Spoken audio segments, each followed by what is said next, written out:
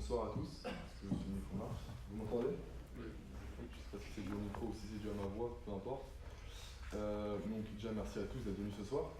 On va parler ce soir de droit du sport, hein, donc de droit et de sport. Parce que oui, faire du sport c'est aussi du droit, même si parfois c'est un devoir, si ce n'est une nécessité. Et donc je vais très brièvement vous présenter Maître Tatiana Vassine, qui est notre intervenante de la soirée. Première chose, il ne faut pas du tout se fier aux apparences avec Maître Tatiana Vassine, puisqu'elle a pratiqué le rugby en compétition pendant 10 ans avant de tout plaquer, à la suite d'une rupture des ligaments. Pardonnez-moi par avance pour les jeux de mots. Non mais c'est bien, ça pose le voilà, c'est parfait. Ça pose le ton de la soirée. Exactement. Donc à la suite malheureusement d'une rupture de ligament croisé, c'est le schéma classique, beaucoup d'entre nous connaissent. Dès lors s'entame une transformation en juriste, même si Maître Vassine n'en est pas à son coup d'essai. Vous saisirez peut-être les petits jeux de mots rugby. Désolé. Puisqu'elle est titulaire d'un master en droit social à Paris 2, Panthéon-Assas. Vous faites donc partie de ces gens qu'on appelle les Assassiens.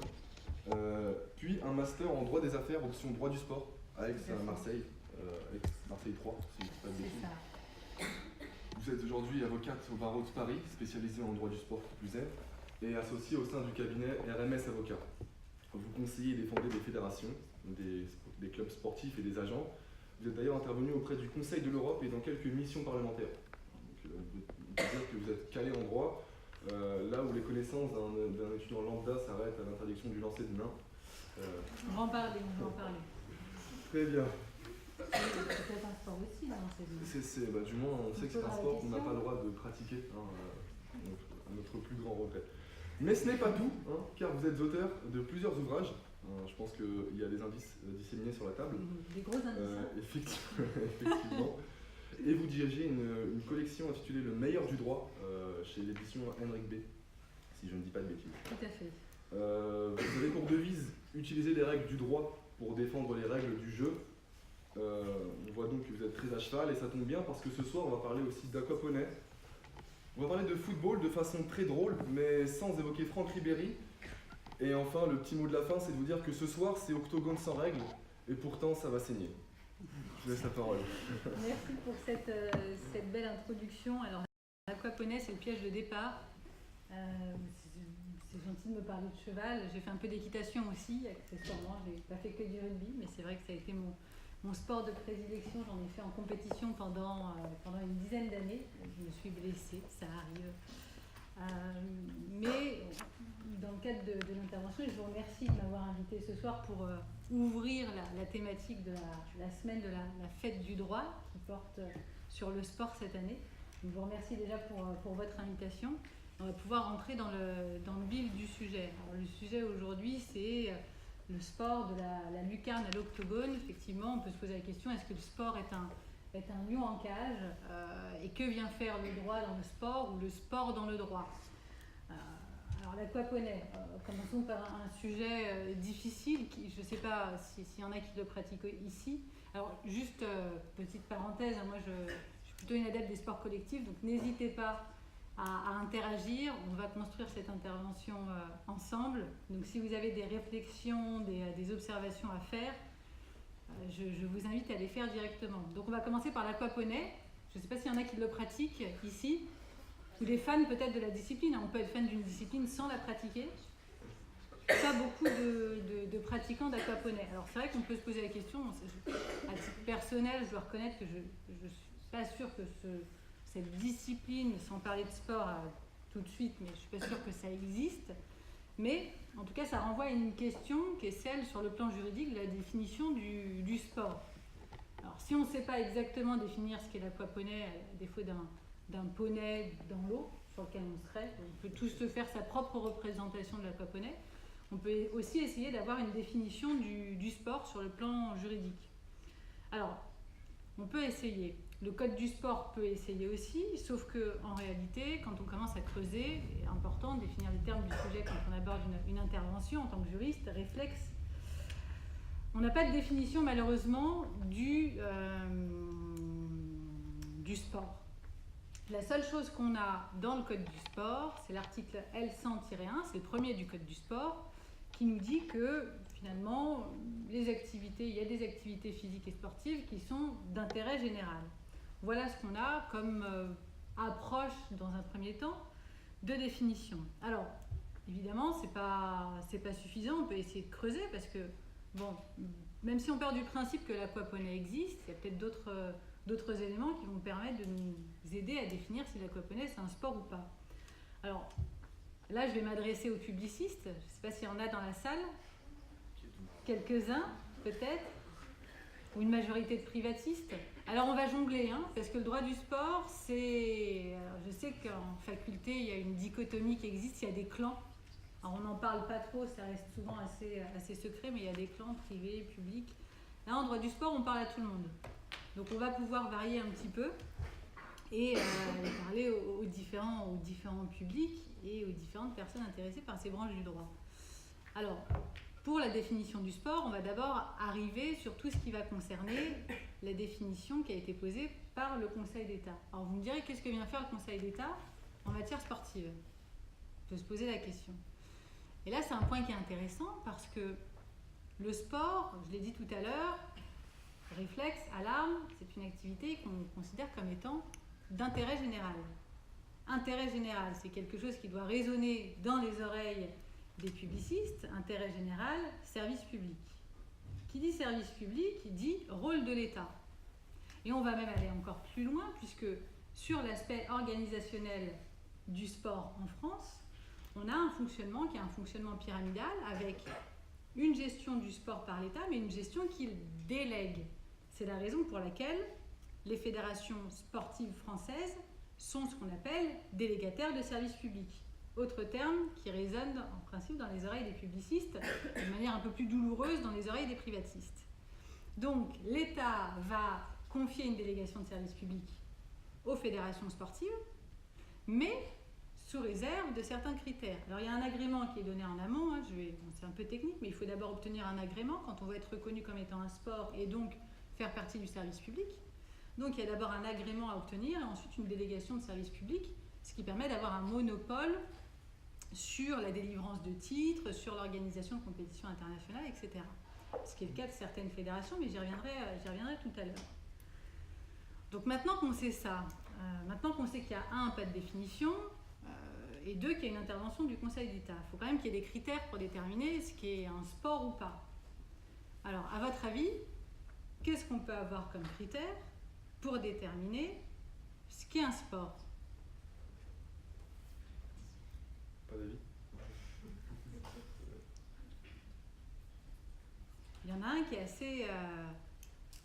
assez entre guillemets facile, oui. La nécessité d'un effort physique. Exactement. La performance physique. Il y en a 3 en tout, je vous donne des indices, hein. Plus que 2. Donc il y en a 3. La performance physique. Effectivement, on considère qu'un sport, c'est quelque chose qui doit générer de la performance physique. Deuxième aspect. Il y a des règles à suivre. Des règles à suivre. Alors là, je reconnais la parole du juriste. Effectivement, qu'est-ce qu'une société sans règles? Qu'est-ce qu'un sport sans règles? Qu'est-ce qu'un sport sans arbitre? Il y en a quelques-uns sans arbitre. Mais on retrouve la notion de règles, qui est une notion fondamentale, parce que finalement, un sport sans règles, c'est un peu du grand n'importe quoi. Donc la règle. Et le troisième aspect? Un ou plusieurs participants. Oui, il faut aller un peu plus loin. On a une performance, des règles, et participant à quoi? Qui serait ouvert à tous, justement. Pas... Ouvert à tous pour faire quoi? Des compétitions. Exactement. Donc on a ces 3 critères. Ce qui va nous permettre d'avoir une vision un peu plus précise de la manière dont, en tout cas, le Conseil d'État considère le sport et va aller dans le sens d'un agrément ou d'une délégation de service public. Alors maintenant qu'on a dit ça, est-ce qu'on peut considérer que le foot est un sport? Alors, le foot, c'est facile. En plus, il y a une fédération qu'on connaît bien, qui est la Fédération française de football, avec une échéance à venir cette année assez importante, qui est la Coupe du monde féminine. Bravo, messieurs! Donc la Coupe du Monde féminine qui arrive en France, grosse échéance, avec une belle affiche là, qui a été dévoilée il n'y a pas très très longtemps. Autre question, peut-être un peu plus difficile, le paintball. Oui, non? Qui dit oui? Ok, qui dit non? Allez, on s'abstient pas, hein? Il faut vous mouiller là. Donc, alors, la problématique s'est posée, je ne vous pose pas par hasard la question du paintball, mais simplement la problématique s'est posée puisque le paintball a fait une demande, la fédération de paintball a fait une demande d'agrément qui lui a été refusée par le ministère. Justement, la question se posait de savoir est-ce qu'ils avaient le droit d'obtenir cet agrément. Eh bien, à l'époque, le Conseil d'État avait considéré que non, ça n'était pas possible. Pourquoi? 3 critères. Pas de compétition, exactement. Donc, retoqué. Le bridge. Sport ou pas sport? Je sais que vous êtes tous des grands pratiquants de bridge et que vous y jouez tous les soirs et que ça fait partie des activités du BDE, d'une des activités principales du BDE. On fait des concours, on fait des compétitions. Ben oui, j'imagine les tournois de folie que vous organisez en afterwork. Alors le bridge, sport ou pas sport? Qui dit sport? Qui dit pas sport? Vous pouvez participer aussi. Pas sport. Alors pas de sport parce que pas de performance physique. Alors, ça se discute, hein? Ça peut se discuter, mais à l'époque, le Conseil d'État avait considéré qu'il n'y avait pas de performance physique. Alors, autre question, oui? Pourquoi les échecs, ça a été... Ah, ça c'est une bonne question. Alors, je dois vous avouer, ça reste entre nous, hein, on censure la caméra, merci. C'est un grand mystère. Effectivement, les échecs ont été... il y a une fédération française d'échecs, donc les échecs sont considérés comme un sport. Maintenant, peut-être que les pions étant plus lourds que des cartes de jeu, ça nécessite un effort physique supplémentaire. Non, il y a d'autres explications qui existent, qui ne sont pas juridiques, hein, qui sont contextuelles. Mais à l'époque, c'était Marie-Georges Buffet, qui était ministre des Sports. Elle aimait beaucoup les échecs. Et la Fédération française d'échecs a pu obtenir comme ça les différents agréments. Donc c'est une explication. Sur le plan juridique, j'aurais du mal à vous l'expliquer, à vous faire une comparaison avec l'activité bridge en dehors du poids des pions, peut-être qu'ils sont un peu plus lourds et qui nécessitent un peu plus d'activité physique. Mais je ne pourrais pas aller beaucoup plus loin sur le développement juridique en tout cas. Mais vous avez raison, effectivement, il y a des choses qu'on ne s'explique pas. L'aquaponie, si j'en reviens au fameux aquaponie sur lequel on m'a prise à partie dès le départ, sur l'aquaponie, alors imaginons que ça existe, parce qu'on est bien d'accord que... Ok, allez, ça existe. Pour ce soir, ça existe. Si, ça existe, hein, je suis formel. J'ai fait des recherches très sérieuses. Oui. Bon, bah, ça c'est après la conférence, on va essayer de pratiquer. Alors, aquaponie, sport ou pas sport?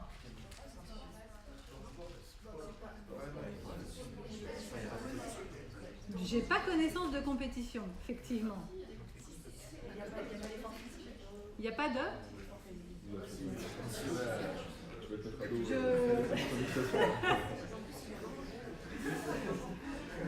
À ma connaissance, mais peut-être que je me mouille un peu trop ici aussi, je n'en ai pas connaissance. Donc je vous dirais non. Et il y a une autre question qu'on peut se poser.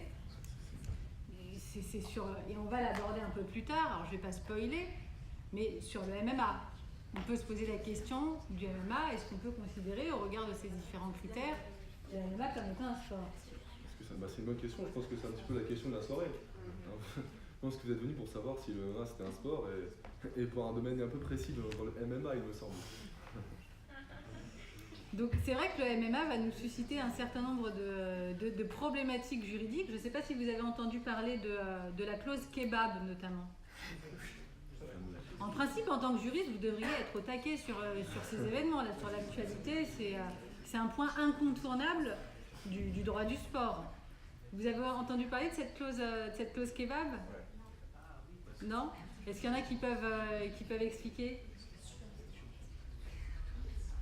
Allez-y, ouais. Une clause qui était dans le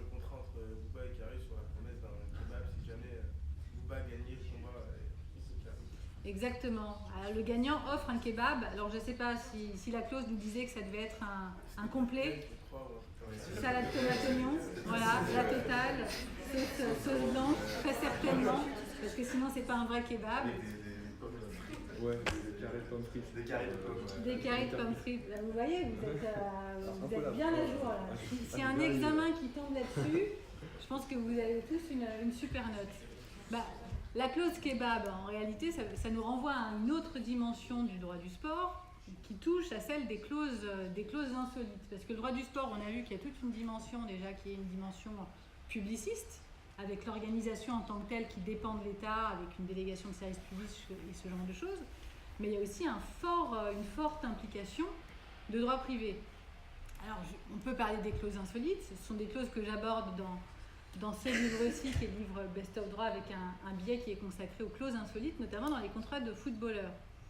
Si je vous dis que, alors, ce sont des clauses qui ont été rapportées par les journalistes, qui ont été fouinées, enfin qui auraient été fouinées en tout cas dans les contrats, qui vont nous parler d'un certain nombre de footballeurs qui ont des clauses pour le moins surprenantes.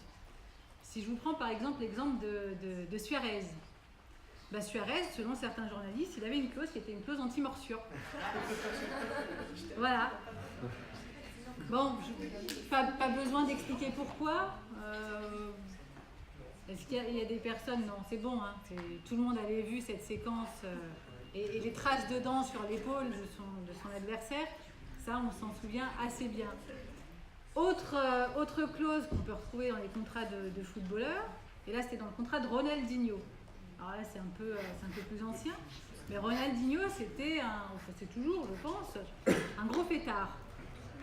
Et du coup ce qu'il avait réussi à négocier, d'après les sources journalistiques en tout cas qui étaient sorties, c'était une clause boîte de nuit.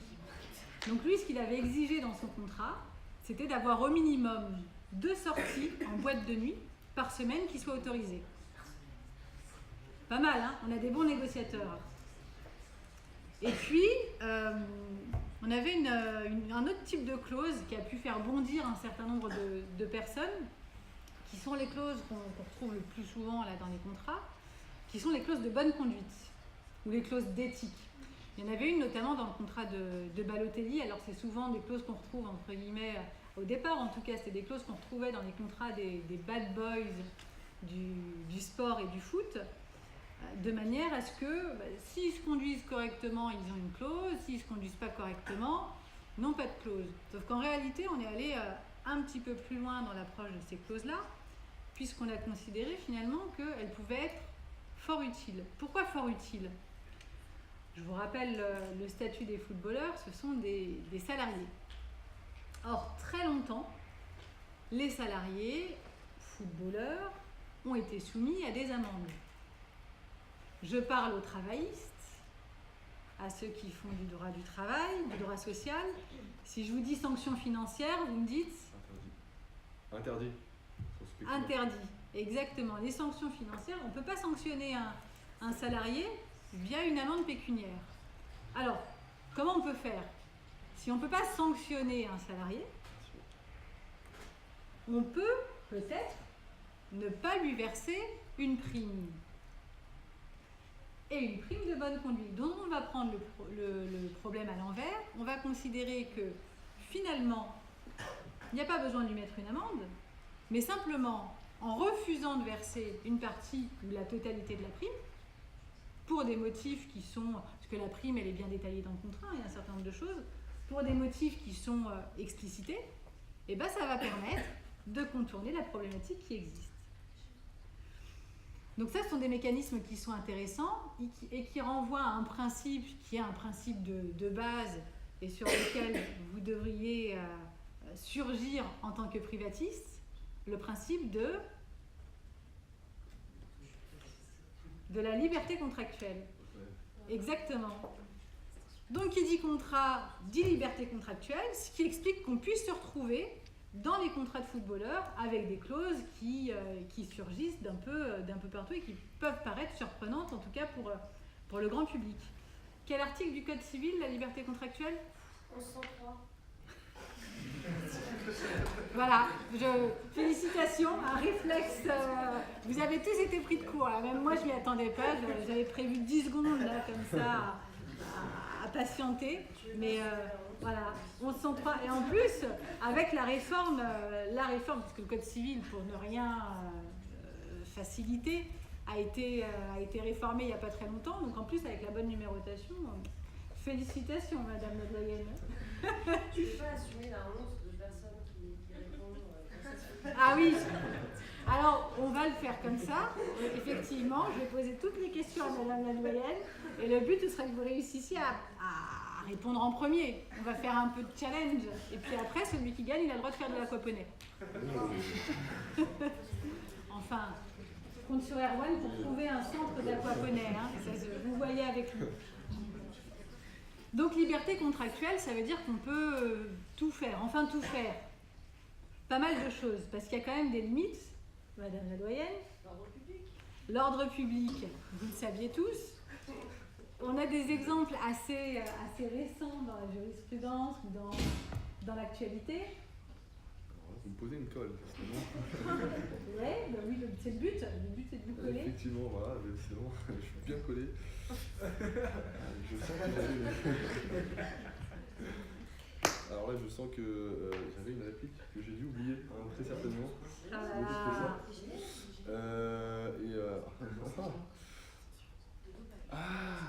Serait-ce les sponsors? Je pose la question. Alors, les sponsors, soyez plus précis, s'il vous plaît. J'ai cru entendre une histoire avec un certain Jackie et Michel, si je dis pas de bêtises. Je connais pas. Vous connaissez pas? Je connais pas. Je suis sûr que si je commence à dire on dit merci qui dans cette salle, ils vont répondre, hein, malgré tout. Alors, Jackie et Michel, c'est quoi? C'est des footballeurs connus? Non, pas exactement. C'est pas exactement le même type de sport. Ouais. C'est un sport un peu plus en subtilité, dirons-nous. Mais l'histoire, il me semble, c'est à propos de la fédération du rugby. Si je dis pas de bêtises, que ça vous dit quelque chose, hein? Ah oui, alors moi je pensais à Jackie Lorenzetti, mais je ne crois pas qu'on parle du même. Malheureusement, j'ai pas non plus la référence là. Non, bon bah c'est pas grave, mais je vois effectivement de quoi vous parlez. J'ai un peu de mal à replacer Jackie et Michel, c'est vrai que c'est pas mon fond de commerce, mais enfin, on peut l'aborder quand même ce soir. Il est plus de 18h, les enfants ne nous regardent pas, donc sinon il faut cacher. C'est une censure. Voilà, censure. Je compte sur vous signe, pour mettre. ouais. Voilà, Je vais appeler le CSA. Exactement, je voudrais pas que vous fassiez sanctionner. Donc Non. Jackie et Michel, qu'est-ce qui s'est passé avec Jackie et Michel? Jackie et Michel, c'est simple. Ils ont eu une très bonne idée qui était celle d'être sponsor du club de Carcassonne, qui évolue en Pro D2. Alors, l'entraîneur du club de Carcassonne est Christian Labitte. Donc, vous avez trouvé que c'était plutôt intéressant de faire un partenariat avec ce club. Et il considérait qu'il partageait des valeurs avec le monde du rugby qui était assez évocatrice, qui était celle de l'engagement, de la puissance, de l'endurance et de la vigueur. Donc ils étaient prêts vraiment pour la campagne de communication. Le club de Carcassonne avait communiqué aussi sur ce partenariat en disant c'est génial, on va pouvoir faire quelque chose ensemble. Sauf que, problème, la Ligue nationale de rugby, qui est donc l'instance professionnelle qui s'occupe des compétitions professionnelles Pro D2, Top 14, a considéré qu'il y avait peut-être un petit problème. Alors, quel petit problème? On parlait tout à l'heure de l'ordre public. La Ligue nationale de rugby, c'est une association, loi de 1901, comme le sont les fédérations sportives, et qui a des règlements. Et elle a fini par interdire ce partenariat au motif que ça ne serait pas compatible avec ses règlements. Et notamment, elle avait publié un tweet, parce que maintenant on fait beaucoup de choses par Twitter, et elle avait considéré le partenariat avec un site internet pornographique n'est pas compatible avec le règlement de la LNR et le public familial qui se déplace au stade. Voilà. Donc, famille vs site pornographique, en l'occurrence, si c'est la LNR qui arbitre, c'est la famille qui gagne. Donc, liberté contractuelle, oui, mais dans certaines limites, avec certaines conditions. Et il y a d'autres secteurs qui sont aussi réglementés en droit du sport. Si je vous dis Mendes, Raiola, les agents sportifs, bim, deuxième livre, petite séquence promo. On arrive sur le deuxième livre que j'ai écrit, Agent sportif. Effectivement, agent sportif pas par hasard, parce que c'est un domaine qui est particulièrement réglementé. Pour un juriste, il y a tout un tas de règles, tout un tas de normes sur lesquelles on peut vraiment s'amuser. Alors, les agents sportifs. Déjà, la première question qui va se poser, parce que c'est une activité qui est réglementée, n'importe qui ne peut pas être agent sportif. Pour être agent sportif, il faut avoir une licence. Première question, est-ce que c'est légal? Et qu'est-ce qui pourrait s'opposer au fait qu'on vienne limiter l'accès à une activité? Je vous aide, hein? Alors, Madame le doyen, on vous écoute. Ah, c'est bien, c'est la colle. Bah, profitez-en, Madame la doyenne réfléchit. Si je vous dis restriction... Pardon? Atteinte à la liberté d'entreprise. Exactement. La restriction de la concurrence a été plus rapide que vous sur ce coup-là. Il va falloir se rattraper. Donc, restriction de la concurrence, liberté d'entreprise, liberté du travail, liberté d'établissement. Il y a un certain nombre de libertés qui sont affectées par la réglementation d'une activité. Et là encore, la question s'est posée de savoir est-ce que c'était possible. Alors, est-ce qu'on a des spécialistes du droit européen ici ce soir? Ou des amateurs de droit européen? Allez, vous pouvez le dire, on est entre nous.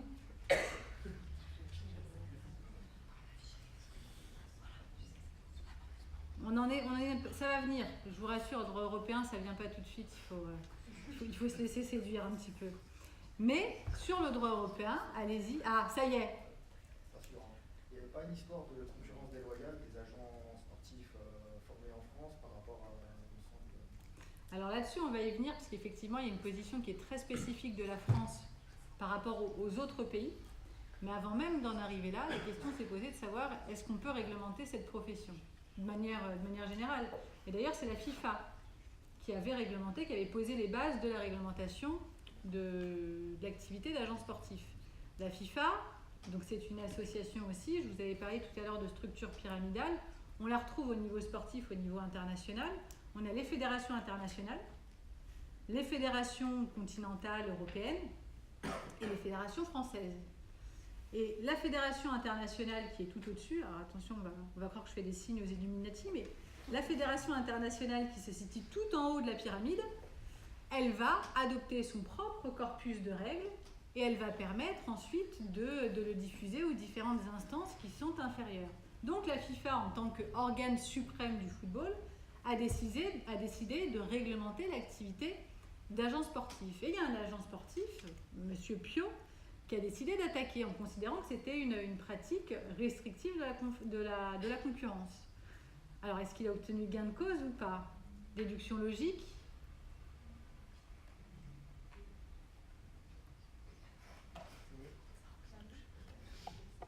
Oui. Donc, en fait, mon livre n'existe plus. Il n'y a plus d'activité réglementée et n'importe qui peut être agent. Non, il n'a pas obtenu gain de cause. Mon livre existe toujours. Je vous récupérer, je pense. Merci. Ce sera plus simple.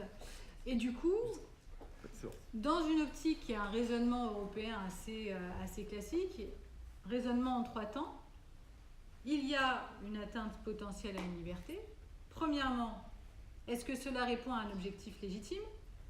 Oui ou non? Est-ce que la mesure est nécessaire? Oui ou non? Est-ce que la mesure est proportionnée? Oui ou non?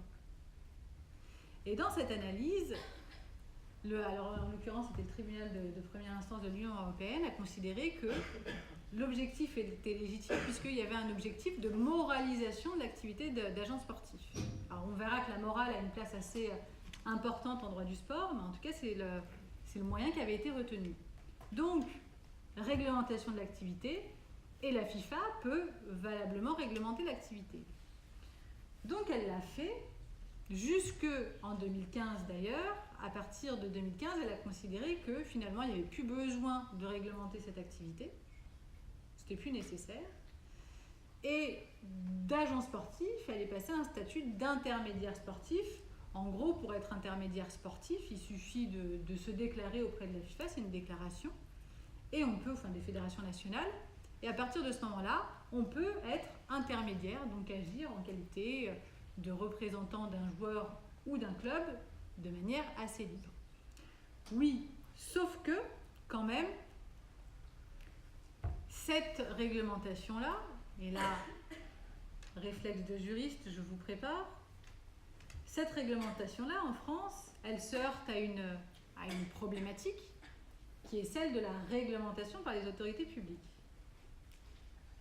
Parce que si d'un côté, nous avons les instances sportives, qui sont des associations de droit privé globalement, nous avons aussi de l'autre côté les instances dites étatiques, qui sont également source de normes et source de lois.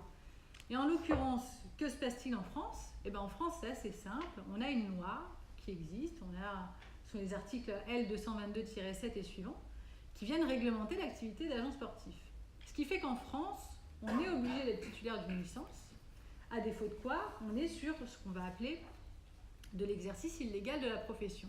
Donc quand bien même, et là on est sur des potentiels conflits de normes, parce que c'est quelque chose qui crée en tout cas une forme d'obscurantisme chez les néophytes qui n'y comprennent plus grand-chose, on a une réglementation internationale qui permet le libre accès à la profession d'agent sportif et une réglementation nationale qui va venir restreindre au maximum l'accès à la profession d'agent sportif.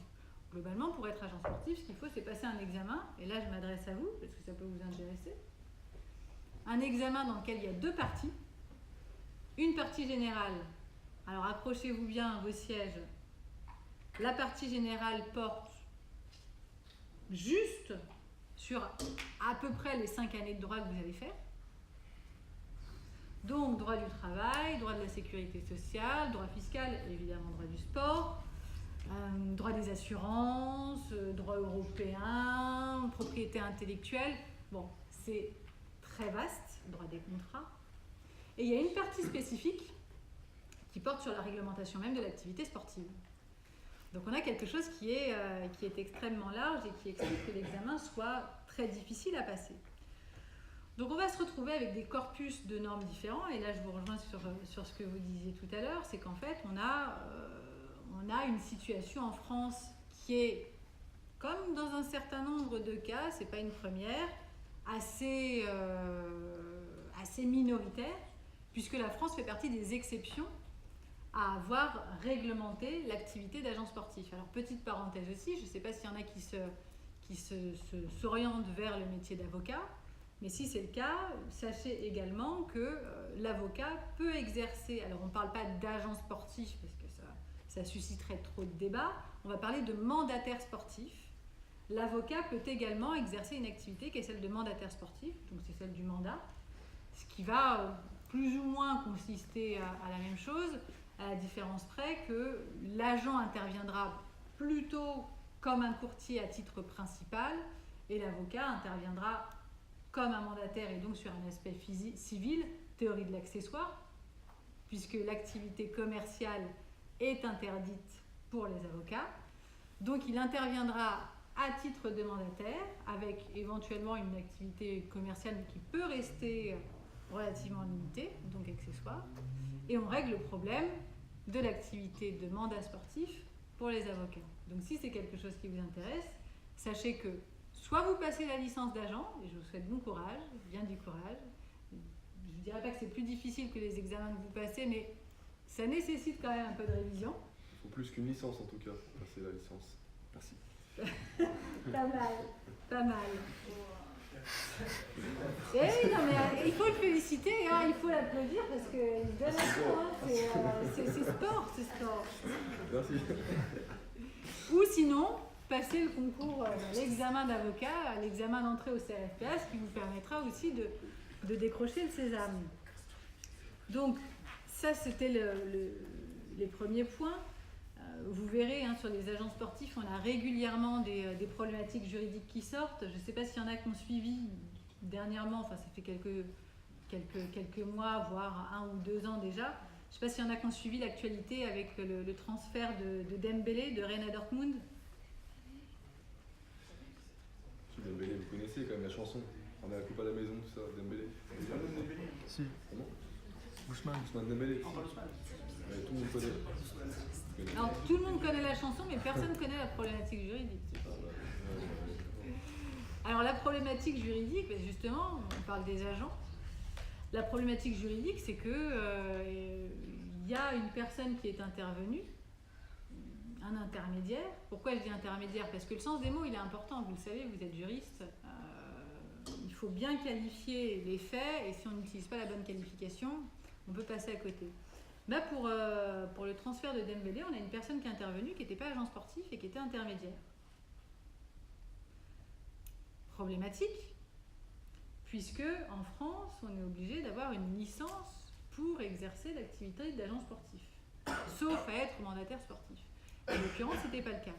Donc, ça a suscité une saga juridico-judiciaire assez foisonnante, qui a conduit la Fédération française de football, et ça c'est assez rare pour que ce soit noté, qui a conduit la Fédération française de football à faire un signalement auprès du procureur de la République pour exercice illégal de l'activité d'agent. Donc voilà jusqu'où ça peut nous amener. Donc là pour l'instant c'est toujours en cours, on n'a pas de solution, on n'a pas d'issue au procès, mais sachez qu'il y a une instance en cours. Autre problématique concernant les agents, parce que on est sur un système d'intermédiaire, mais il y a une autre problématique qui se pose, c'est celle de la responsabilité. Et récemment, elle s'est posée aussi. Alors ça, c'est plus récent. Vous avez certainement entendu parler de l'accident tragique d'Emiliano Sala. Crash d'avion. Donc, on ne va pas rentrer dans le détail parce que ça pourrait durer très longtemps, mais qui paye quoi? Parce que derrière, il y a un transfert et donc une indemnité de transfert à payer avec un joueur qui est malheureusement décédé. Donc, on cherche des responsables. C'est souvent ça, quand il faut payer et qu'on ne veut pas payer, on va chercher les responsables. Alors forcément, il fallait bien qu'à un moment donné, il y ait la problématique de l'agent qui se pose. Pourquoi la problématique de l'agent? Parce que il a été évoqué le fait que ce soit l'agent qui lui ait réservé son avion. Alors, alerte, si je vous dis agent, vous pensez à quel contrat? Contrat d'agent, c'est... Je suis pas sûre qu'il... Ouais, bah, laissez-leur 5 secondes, on fait le décompte. Allez, on fait 5, 4, 3, 2, 1. Ouais, on s'écoute. Exactement. Contrat de mandat. Je sais que vous l'aviez sur le bout de la langue. Mais alors là, je compte pas les points, mais... Ils n'ont pas encore fait de contrat spéciaux. Ah, c'est parce qu'on est au premier... Ah, c'est en master? D'accord. Ok. Bon bah, ça va venir. Contrat de mandat, vous allez voir, ça va être génial. Contrat de mandat, article. Ah oui, attendez, il faut aller jusqu'au bout de la démarche. Ça a changé, on sent quelque chose? On sent le contrat? Non. 1992 de mémoire et suivant du Code civil. Donc, contrat de mandat. Contrat de mandat, pourquoi? Parce qu'on va se poser la question de la responsabilité du mandataire. À supposer que l'agent, qui est donc un mandataire du joueur, ait bien réservé l'avion, est-ce qu'en réservant un avion qui potentiellement aurait pu présenter des défectuosités, est-ce qu'il aurait commis une faute? Et serait donc responsable avec un préjudice financier relativement important? Je ne sais pas si les débats sont allés beaucoup plus loin à ce stade, mais en tout cas, c'est une problématique juridique qui a été soulevée. Responsabilité du mandataire. Autre point aussi qui va justifier, d'ailleurs, peut-être prochainement, on parle de 2020, une réforme au niveau de la FIFA sur la licence d'agent sportif, le flou qu'il peut y avoir avec le statut d'intermédiaire. Si on prend le cas d'un agent, c'était notamment l'agent McKay qui était intervenu sur le transfert de Salah. En fait, il y a un agent qui est bien connu qui s'appelle en Angleterre l'agent McKay. McKay ou Willie McKay. Sauf qu'en fait, c'est pas lui qui est intervenu, parce que lui, il n'est pas déclaré. En Angleterre, il faut être déclaré et il avait des interdictions qui l'empêchaient d'être agent. Donc en fait, c'est pas lui qui est intervenu sur le transfert officiellement, c'est un autre Mackay, Mark, son fils. Donc, problématique, on se retrouve avec des situations dans lesquelles finalement il y a une forme d'opacité qui va venir, pour certains observateurs, gangréner le système, et donc besoin de transparence. La FIFA avait décidé de déréguler la profession en 2015, elle réfléchit aujourd'hui à re-réguler en 2020. Comme quoi, la norme sportive est une norme en constante évolution, on avance, on recule, je ne sais pas dans quelle direction on va aller, mais il y a une forte activité productrice de normes. Et finalement, on se rend compte que cela émane des instances sportives ou des autorités publiques, on a quand même une production qui est relativement importante, avec une marge d'intervention assez large, notamment des autorités publiques. Je crois qu'on touche au but, hein, ceux qui sont tous venus. Hein, on va parler de MMA, il me semble, si je dis pas de bêtises. Exactement. Et du coup, avec la grande question, hein, du duel Bouba-Caris. Est-ce que tout le monde connaît Bouba-Caris, ça vous maîtrisez ça, ouais, ça ouais. On verra pour le galop des 7 demain si c'est pareil. Il manque un petit fond musical, mais... Malheureusement, mais c'est dû à des soucis techniques. Hein, c'est qu'il y a une bagarre ici aussi, pareil que pour l'aéroport d'Orly. C'est ça qui a tout déréglé, hein, c'est pas notre faute. Mais enfin, la grande question du coup sur Bouba-Caris. Alors, octogone sans règle. Alors, Bouba-Caris, c'est assez intéressant de parler de bagarre. Alors, ce que vous avez vu, ce qu'on a certainement tous vu sur les images de l'affrontement, on va dire ça comme ça, qui a eu lieu à Orly, affrontement collectif, hein. Bel affrontement, belle implication des participants. C'est pas du MMA. C'est pas du MMA en tout cas comme on le connaît aujourd'hui. Aujourd'hui, le MMA, c'est quoi? Alors il y a différents aspects dans le MMA, il y a différentes structures qui régissent le MMA. Il y a l'UFC, qu'on connaît, est-ce qu'il y a des fans de MMA ici dans la salle? Quelques-uns, ou des amateurs, ou des personnes qui suivent. Bon, ceux qui suivent le MMA, ils vont certainement suivre les compétitions de l'UFC. Donc Conor McGregor, etc., etc. L'UFC a établi ses propres règles, ce qui veut dire que c'est pas parce qu'on fait du MMA qu'on arrive, qu'on se tape dessus et qu'on considère qu'on est dans le cadre de ce sport. C'est un peu plus compliqué que ça. Il y a des règles, il y a un octogone, il y a des coups. Alors, ce sont des coups qu'on va retrouver dans un certain nombre de sports de combat, des coups de poing, des projections, donc avec différentes phases, du combat debout, du combat au sol, mais avec une réglementation et un aspect un peu spécifique et distinctif qui va reposer, pour le grand public en tout cas, sur deux éléments majeurs.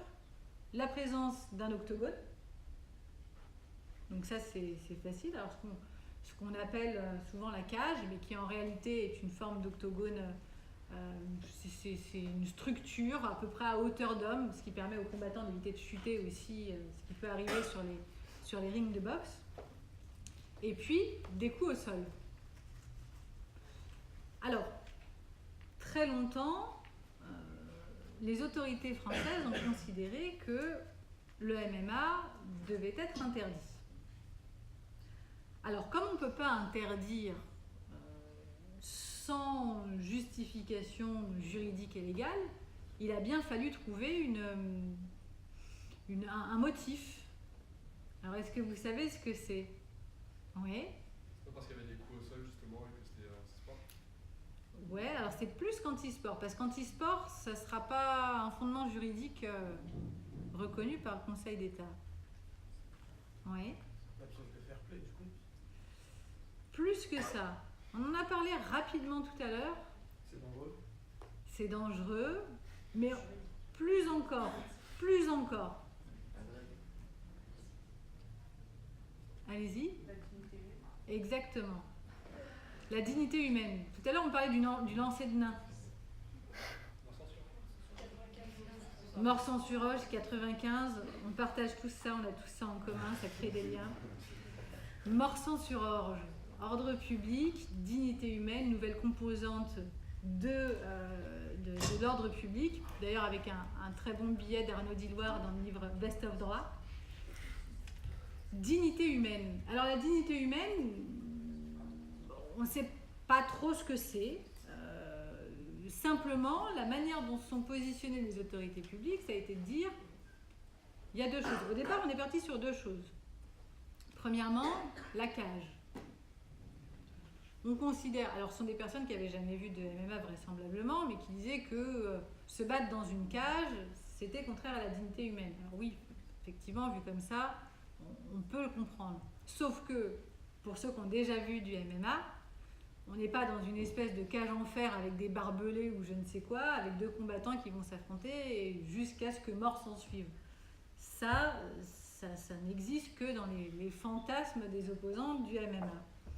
Deuxième point, pour dire qu'il y avait des éléments qui étaient susceptibles d'être contraires à la dignité humaine, les coups au sol. Alors là, j'attire votre attention sur un point qui est relativement important, c'est qu'on nage totalement dans le subjectif. Parce qu'on va partir du principe, enfin les autorités publiques vont partir du principe que finalement, quand on a un combattant qui est au sol et qui reçoit des coups, c'est contraire à la dignité humaine. C'est un peu rapide comme raisonnement. Les personnes qui suivent un peu le MMA, même si on peut regarder, sans parler de coups au sol, mais si on regarde d'autres disciplines comme le judo, il y a des phases de combat au sol dans lesquelles effectivement il peut y avoir une situation d'apparente domination d'un des combattants avec un combattant qui réussit à s'en sortir et même à reprendre le dessus sur l'autre. Il y a aussi un autre argument qui a été porté par les personnes qui défendent le MMA, c'est que en réalité, lorsque l'on est au sol, alors il faut sortir de l'image où vous avez une personne qui est allongée, qui ne répond plus à rien et qui se fait taper dessus. C'est pas comme ça. Si ça arrive, l'arbitre arrête le combat et l'autre combattant a gagné. À partir du moment où on passe en MMA dans une phase de combat au sol, c'est une nouvelle phase avec un arbitre qui va surveiller que l'intégralité des participants est en capacité d'attaquer et de se défendre. Donc on va avoir des règles de combat qui vont s'appliquer, un combattant qui sera potentiellement au-dessus, l'autre en dessous, et qui vont pouvoir s'affronter l'un et l'autre. Argument qui a été porté par les défenseurs du MMA, c'est que quand on est dans cette position-là, en réalité, avec des expertises médicales à l'appui, quand on est dans cette position-là, les coups portés sont moins violents que les coups portés lorsque l'on est debout. Ça s'explique par plusieurs raisons sur le plan médical, ça s'explique par l'amplitude de frappe, puisque quand vous avez quelqu'un qui est au sol, elle se défend. Vous avez une proximité, vous essayez de la maintenir et d'asséner des coups pour marquer des points. Donc, votre amplitude est relativement limitée parce que vous essayez de la maintenir. Quand vous êtes debout, vous avez une amplitude beaucoup plus large, ce qui permet à vos coups d'être portés de manière plus violente. Donc sur l'aspect violence, il n'y a pas eu réellement d'étude qui a été faite à ce niveau-là pour démontrer que les coups au sol seraient plus violents. Simplement dans la représentation subjective que ça véhicule, et avec des considérations de lobbying aussi qui ont émané de part et d'autre, les autorités publiques ont considéré que le MMA était contraire à la dignité humaine et qu'on ne pouvait pas autoriser les compétitions de MMA. Alors là aussi, point important, j'attire votre attention, ce qui a toujours été en jeu, ça a été les compétitions, les manifestations publiques. Le MMA n'a pas été interdit à titre de pratique. Peut-être qu'il y en a qui pratiquent le MMA ici d'ailleurs, c'est le cas, j'en vois certains. La pratique du MMA en entraînement, ça n'est pas quelque chose d'interdit. En revanche, ce à quoi se sont opposées les autorités publiques et notamment les préfectures, parce que jusqu'il y a quelques années, lorsqu'on voulait organiser une manifestation de sport de combat et notamment de MMA, il fallait déposer une demande en préfecture. Cette demande était refusée au motif de la dignité humaine. Donc, censure. Les autorités publiques se sont bien rendues compte à un moment donné qu'elles arrivaient au bout de ce qu'elles pouvaient faire, parce que la dignité humaine, c'est quand même finalement assez subjectif, d'autant plus quand on y assène des éléments médicaux, des expertises, et des éléments qui vont permettre de pousser le débat un peu plus loin que sur la représentation qu'on est susceptible d'en avoir souvent sans avoir réellement planché sur la discipline. Donc ce qu'ont fait les autorités publiques, c'est qu'elles ont basculé sur un autre fondement que la dignité humaine, qui est celui de la sécurité. Alors la sécurité, pourquoi ? Parce que c'est plus difficile à attaquer, tout simplement. Et plutôt que d'interdire expressément le MMA, ce qui a été fait, parce qu'il y a eu une manifestation de MMA, je ne sais pas s'il y en a certains qui ont eu le privilège d'y aller, il y a quand même eu une manifestation de MMA qui s'est tenue en France, une compétition qui s'est tenue au Cirque d'Hiver, qui a rempli l'intégralité des conditions qui étaient posées pour pouvoir organiser une manifestation publique de MMA. Et à la suite de ça, donc ça avait fait un gros tollé à l'époque, le ministère avait soutenu que c'était parfaitement illégal, etc. Sauf que la manifestation s'est déroulée sans la moindre difficulté, mais on arrivait au bout du système. Donc, volonté d'interdire le MMA, on continue, on poursuit la démarche, on va modifier la réglementation, et c'est ce qui a été fait avec un arrêté qui a été pris de mémoire le 3 octobre 2016, qui va venir nous dire non pas on interdit le MMA, par contre, pour toutes les disciplines, et là on retombe sur l'aspect qu'on a évoqué tout à l'heure, pour toutes les disciplines qui ne font pas l'objet d'une délégation de service public, les publicistes, vous êtes avec moi, pour toutes les disciplines qui ne font pas l'objet d'une délégation de service public, eh bien on va poser un cadre spécifique, des règles spécifiques. Et au terme de ces règles spécifiques, qu'est-ce qu'on va décider ?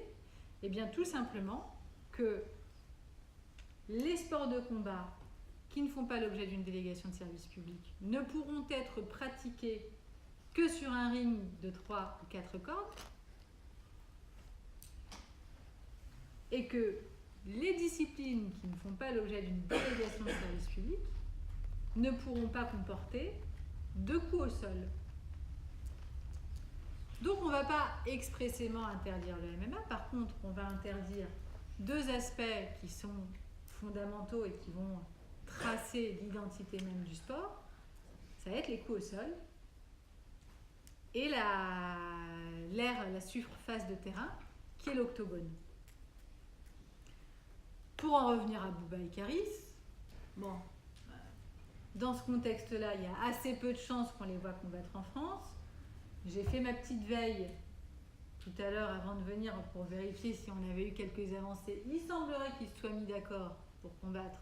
Je ne sais pas si c'était la clause kebab qui était encore l'objet de discussion, ou peut-être la sauce blanche, sauce algérienne, je ne sais pas. Mais en tout cas, a priori, il y aurait un prize money qui aurait été défini, parce que c'était aussi une problématique de prize money, d'après ce que j'ai cru voir dans la presse, avec un organisateur qui ne se situe pas en France, puisqu'en France, les manifestations publiques de MMA sont interdites, mais qui serait en Suisse et qui aurait accepté d'accorder, je crois, 500 000 € aux participants et un prize money de 500 000 € au vainqueur. Ce qui fait que non seulement il pourra acheter un break à l'autre, mais en plus il pourra combattre selon les règles du MMA. Donc voilà un petit peu pour tout ce qu'on peut aborder de manière rapide, exhaustive en droit du sport. Vous voyez qu'il y a énormément de choses. On peut passer du MMA au foot. On a parlé de droit européen, on a parlé de droit public, on a parlé de droit des contrats, on a parlé de droit des associations avec la loi de 1901, on a parlé de contrats spéciaux avec les mandats. On a parlé d'énormément de choses, qui va nous renvoyer aussi à la définition même du droit du sport. Qu'est-ce que le droit du sport finalement ? Et c'est peut-être là-dessus qu'on peut conclure avant d'avoir vos réactions. Parce qu'on pose souvent la question de savoir c'est quoi le droit du sport. Le droit du sport, ça a plusieurs dimensions. Ça a une dimension d'abord de droit commun. C'est le droit appliqué au sport. Donc si vous aimez le droit du sport, il va falloir Je sais, ça va pas être facile, mais il va falloir aimer le droit privé, il va falloir aimer le droit public. Là, on va pas vous demander de faire de choix, hein. Il va falloir vraiment être au taquet sur les deux. Et puis ensuite, être un peu ouvert, un peu curieux, parce que en plus de ces réglementations-là, vous allez avoir les réglementations des fédérations sportives. On l'a vu avec la FIFA, qui va prendre un certain nombre de normes. Ben, c'est pareil, la FIFA c'est dans le foot, mais vous avez autant de règlements que de fédérations sportives. Donc l'équitation, le football, on parlait du UFC aussi, du MMA, le handball, etc. Pas l'aquaponais a priori, parce que bon, je ne crois pas qu'il y ait de fédération d'aquaponais. Enfin, je vous laisserai faire vos recherches sur vos téléphones pour m'éclairer là-dessus. Et vous devrez maîtriser aussi, si vous faites du droit du sport, la réglementation sportive.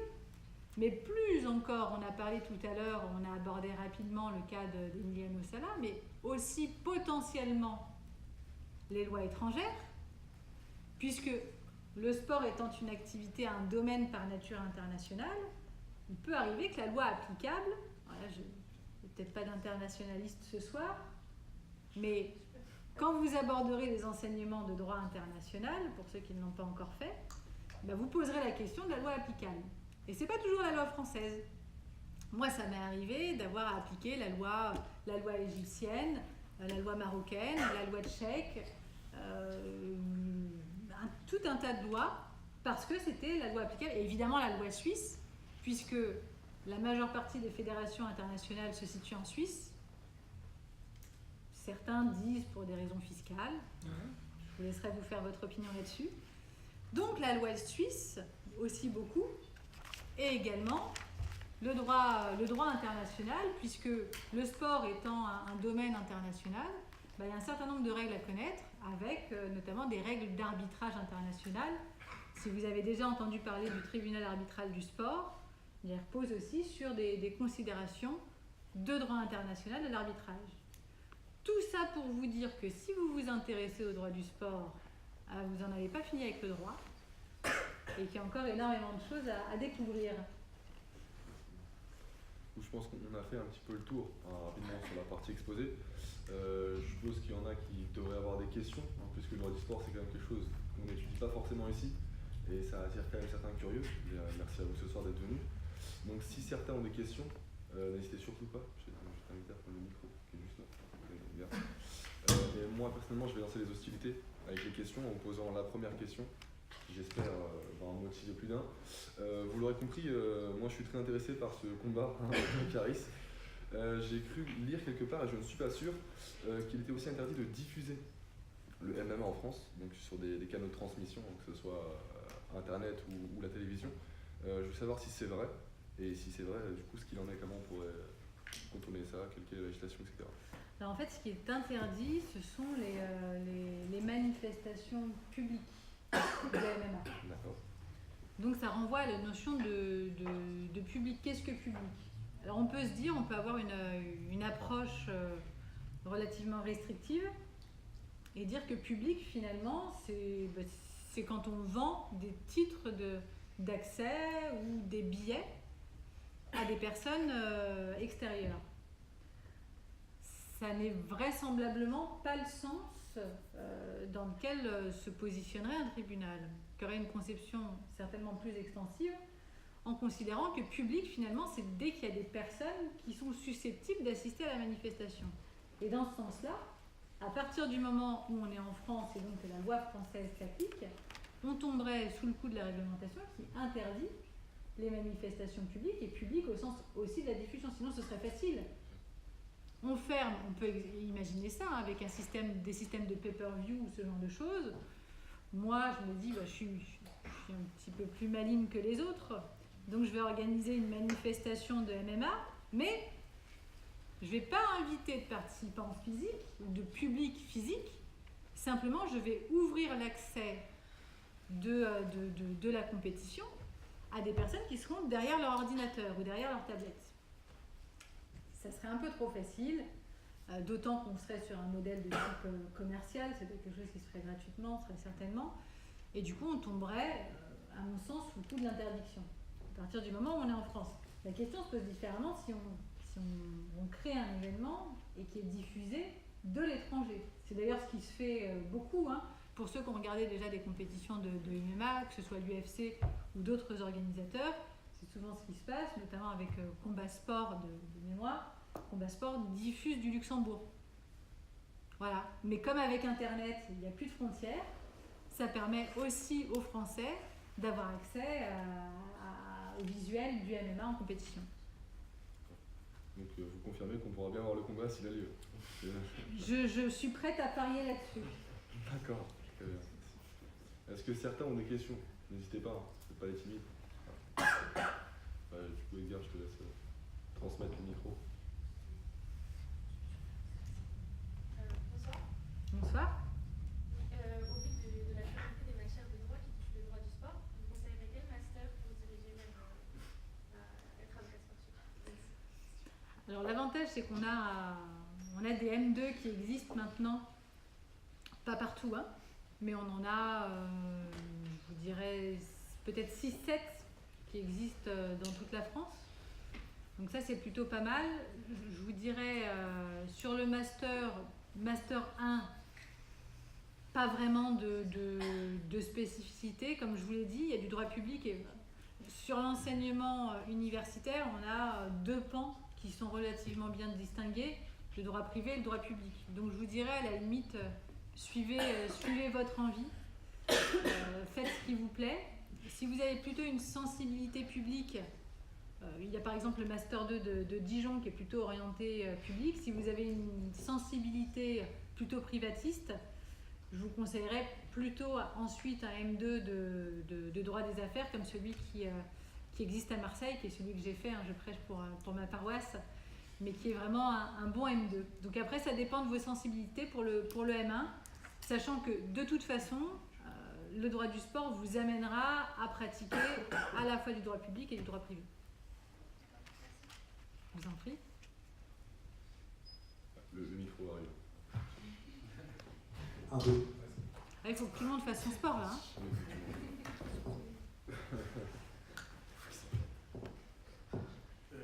Moi, je voulais revenir sur l'affaire Emiliano Sala, justement, où il y a le club qui malheureusement n'a pas pu voir ce joueur jouer pour elle.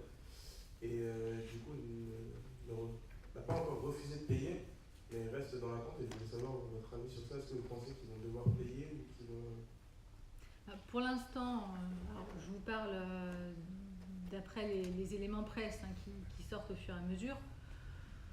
Pour l'instant, au niveau du paiement, il n'y a pas d'avancée particulière, puisque on se trouve dans le cas, alors là on va parler factuellement, hein, il y a des arguments juridiques qui peuvent être soulevés et qui vont certainement l'être, mais en réalité, ce qui pose difficulté, au-delà de la mort tragique de ce joueur, c'est qu'on a un club qui a payé pour avoir les services d'un joueur, mais dont il ne peut pas bénéficier. Donc, il considère qu'il ne va pas payer pour, entre guillemets, un service qui ne lui est pas rendu. C'est ça la problématique principale. Alors après, une fois qu'on a cette problématique factuelle, comment est-ce qu'on l'argumente sur le plan juridique? C'est là que c'est un peu plus compliqué. Et pour ça, ce qui est bien, ce qu'on n'a pas dans la presse aujourd'hui, c'est le contrat de transfert. Il y a plusieurs arguments qui sont sortis dans la presse qui disaient que à partir du moment où le contrat n'aurait pas été homologué, donc ça c'est aussi un processus spécifique qui existe en matière sportive et notamment au niveau du football, à partir du moment où le contrat d'Emiliano Sala n'aurait pas été homologué par la fédération anglaise The Football Association, the FA, on considère que, enfin le club acheteur considère que l'indemnité de transfert n'a pas été payée. Parce que c'est vrai que c'est une clause qu'on retrouve assez régulièrement dans les contrats. C'est une condition suspensive, privatiste, attention. Une condition suspensive, je paye l'indemnité de transfert à partir du moment où j'ai la certitude que le joueur va venir jouer chez moi. Et donc pour avoir cette certitude, il faut que le joueur soit qualifié par la fédération et donc que son contrat soit homologué. Il semblerait, je parle sous réserve, que le contrat n'ait pas été homologué. Mais ce n'est pas suffisant pour bloquer l'indemnité de transfert, en tout cas pas à mon sens, puisque le club acheteur a une obligation d'homologation du contrat de son joueur. S'il ne le fait pas, on peut considérer que cette absence d'homologation lui est imputable. Et si elle lui est refusée par la fédération anglaise? Si elle lui est refusée, on tomberait dans un autre cas de figure. On pourrait se poser la question finalement, est-ce que la fédération anglaise, et là je réfléchis avec vous, mais est-ce que la fédération anglaise sera en droit de refuser l'homologation du contrat? Et pour quel motif? Problème d'objet du contrat? On peut envisager un certain nombre de choses, ou un contrat qui serait devenu caduc en raison de la disparition du joueur. Est-ce qu'on peut homologuer le contrat d'un joueur décédé? Est-ce que la fédération anglaise pourrait homologuer le contrat d'un joueur décédé? C'est une question qui peut se poser sur le terrain juridique, effectivement. Est-ce que vous avez d'autres questions? Là, c'est un peu funèbre comme ambiance. On va pas se quitter là-dessus, on va reparler d'aquaponais. Oui, c'est ça, je suis extrêmement déçu, personne n'a posé de questions sur l'aquaponais. Il y a une fédération. Il y a une fédération Ouais. aquaponais. Comment elle s'appelle? Fédération d'aquaponais. Fédération française d'aquaponais. D'accord. Classique. Il y a des compétitions? Alors ça, je sais pas, je ne suis pas. Là, ils sont fermés, mais sinon, demain, première heure, il faut leur passer un coup de fil. Hein. Je compte sur vous. Hein. Personne n'a de questions?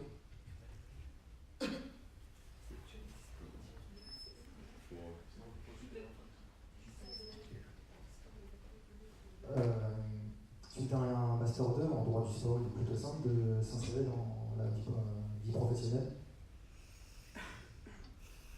Je vous dirais déjà, le M2, c'est pas mal. C'est un bon début. Et sans, c'est très compliqué. Avec, c'est pas facile. Le droit du sport correspond à un secteur de niche.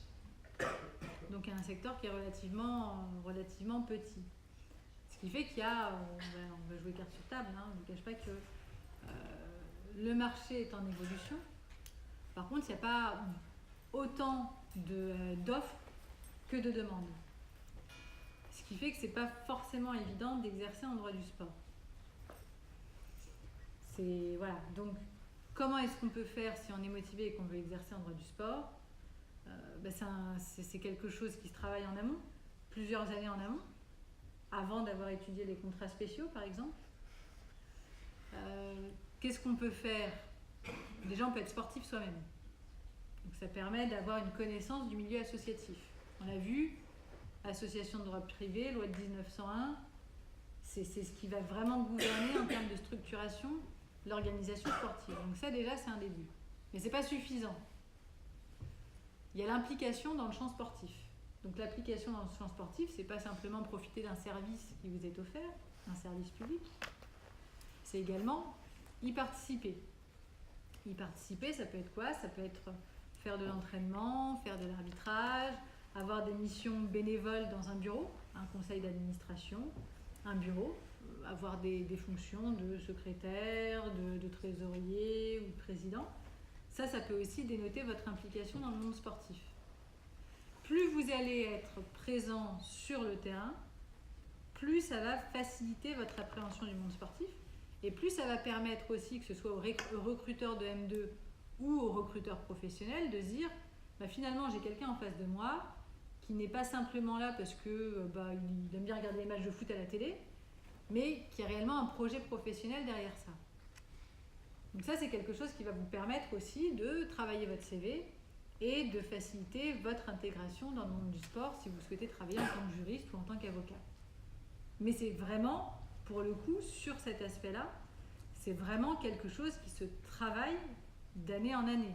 Vous ne dites pas, vous ne réveillez pas en M1 en vous disant j'aimerais bien faire un truc sympa, je ferais bien du droit du sport. Alors, vous pouvez avoir beaucoup de chance et y arriver, dans ces cas-là, parfait, félicitations. Mais c'est assez rarement le cas et de ma propre expérience, je peux vous dire que les personnes qui réussissent à exercer en droit du sport sont des personnes qui sont investies dans le champ sportif depuis un certain nombre d'années. Est-ce qu'il y a d'autres questions? En haut. Là, je fais des efforts. On va chronométrer les distances maintenant. Allez, pas de course.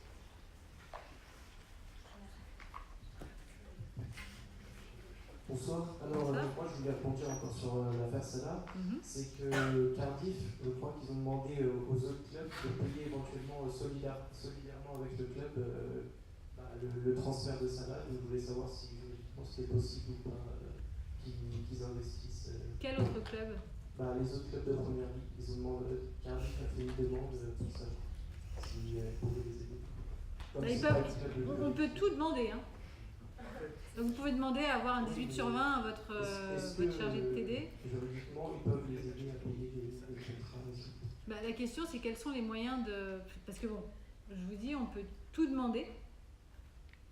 Maintenant, est-ce qu'on a des moyens juridiques de l'obtenir? Un connaisseur, là, je crois qu'il est formé. Les moyens, c'était justement que le fait que ces autres clubs-là étaient intéressés par le joueur a fait monter les enchères. Et donc, du coup, c'était ça leur moyen qu'ils invoquaient justement et qu'ils demandaient beaucoup de l'aide à ces clubs-là qui voulaient aussi acheter Emiliano Sala. Donc, il y aurait une faute des clubs, C'est ce qu'ils ont invoqué après. des clubs concurrents. Si on traduit juridiquement, on aurait une espèce de faute des clubs concurrents qui aurait fait monter les enchères et qui aurait fait perdre une chance à Cardiff de réaliser des économies dans le cadre d'un transfert qui n'a pas pu se faire. Alors on est pas mal dans la théorie de l'équivalence des conditions. C'est quand même assez poussé. Honnêtement, là, je ne vois pas de quelle manière on pourrait répartir le poids financier sur l'intégralité, ou en tout cas les clubs qui étaient intéressés. On est dans le jeu des négociations. Il y a des clubs qui vont enchérir plus que d'autres, ou après c'est pas toujours une question financière, hein, ça peut être des conditions sportives qui sont plus intéressantes pour le joueur. Mais bon, c'est l'aléa, pour le coup, c'est même plus l'aléa sportif, c'est l'aléa tout court. On remporte une négociation. Pour autant, pour une raison extérieure, il y a des difficultés au niveau de l'exécution contractuelle. Je ne vois pas en quoi les autres clubs de première ligue qui auraient enchéri, qui sont tiers au contrat, effet relatif des contrats, seraient susceptibles d'être tenus de quoi que ce soit.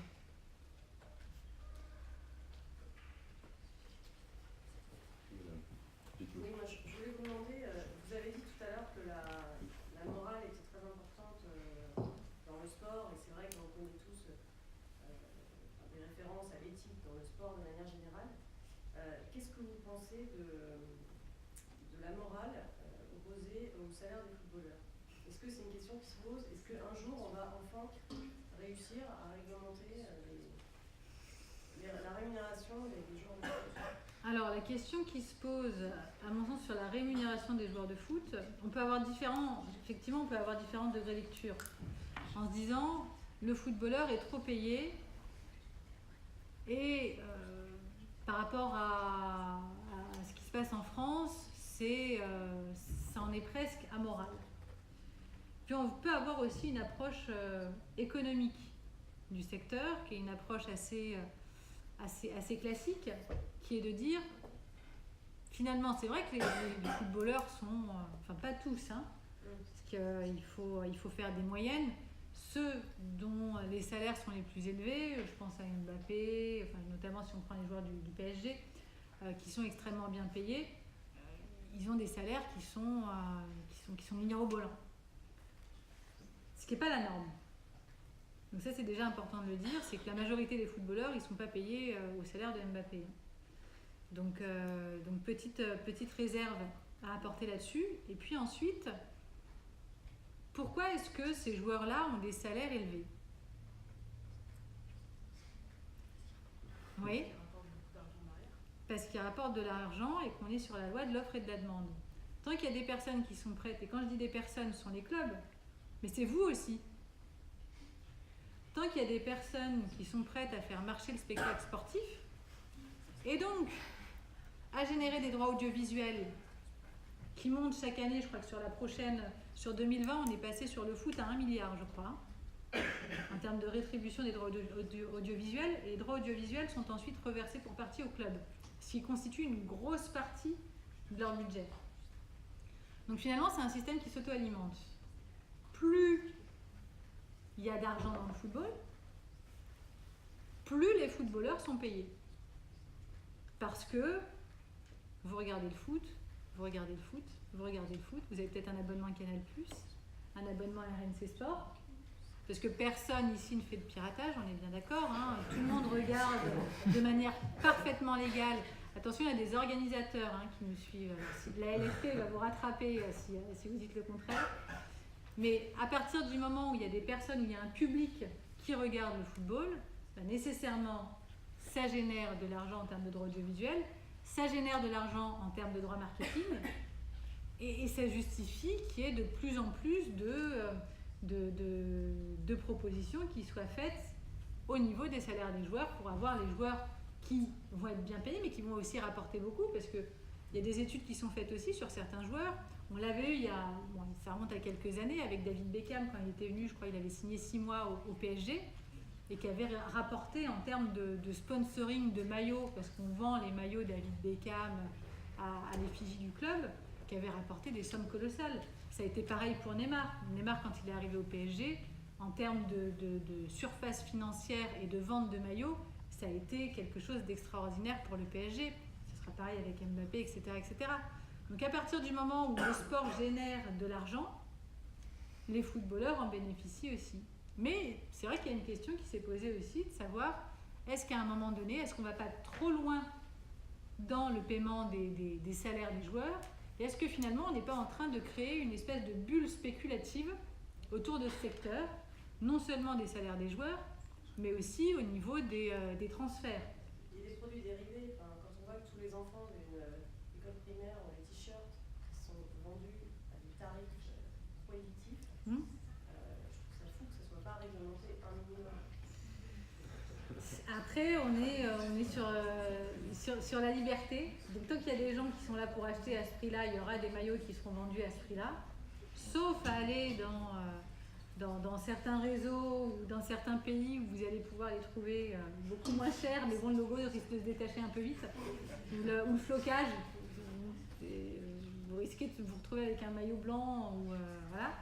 Mais si vous restez dans le circuit officiel de distribution, effectivement, ça génère des coûts, mais on est dans le cadre de la loi de l'offre et de la demande. Ce qui ne veut pas dire qu'au-delà de l'équipement, à un moment donné, il n'y aura pas une régulation au niveau des salaires. Ça s'est vu dans certains sports, comme le rugby, avec des salary caps, ce genre de choses. Mais dans le foot, c'est pas encore d'actualité.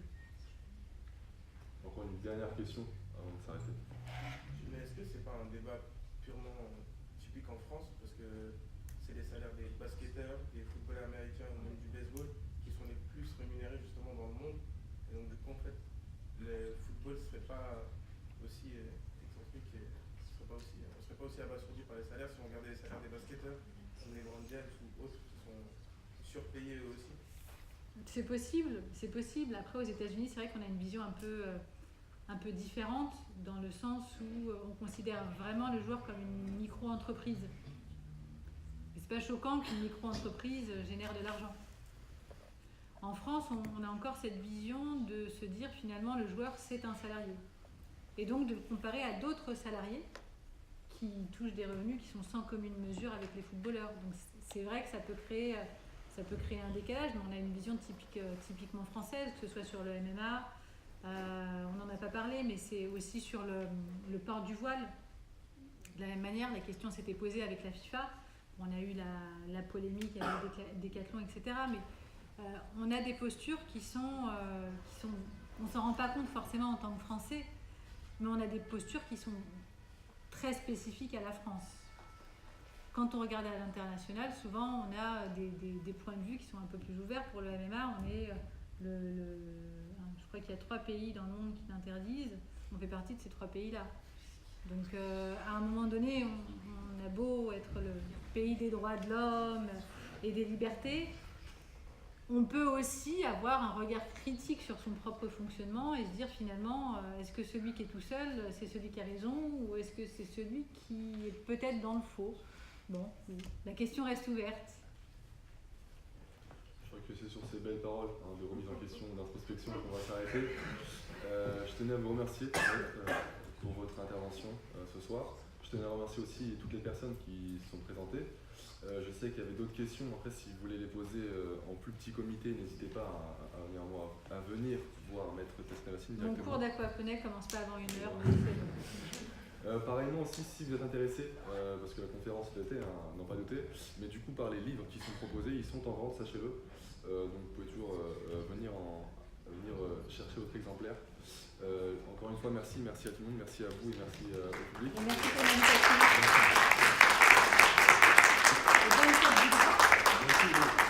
C'était dans le cadre de la semaine de la fête du droit. Je tiens à préciser quand même, c'est important de le savoir. Donc, cette année, c'est le droit et le sport, d'où cette magnifique conférence. Voilà. Bonne soirée.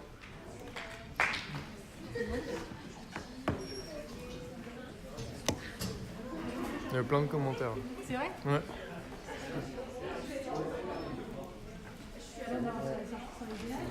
Malheureusement, je pense que c'est la vérité qui va je suis vraiment désolé. Mais je vous ai fait la promotionnelle si vous revenez. Je vous assure que cette fois-ci, on verra à ce moment-là, je marche, on mettra même du site. C'est juste qu'on fait vous deux, ça ne vous dérange pas. Il n'y a pas de souci. C'est le photographe officiel. On va pouvoir installer le micro. Ouais.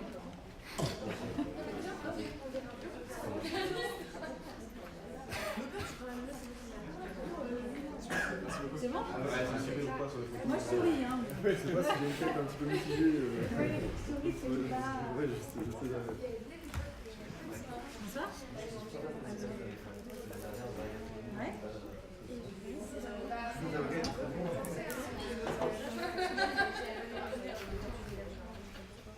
Dans l'absolu, vous pouvez...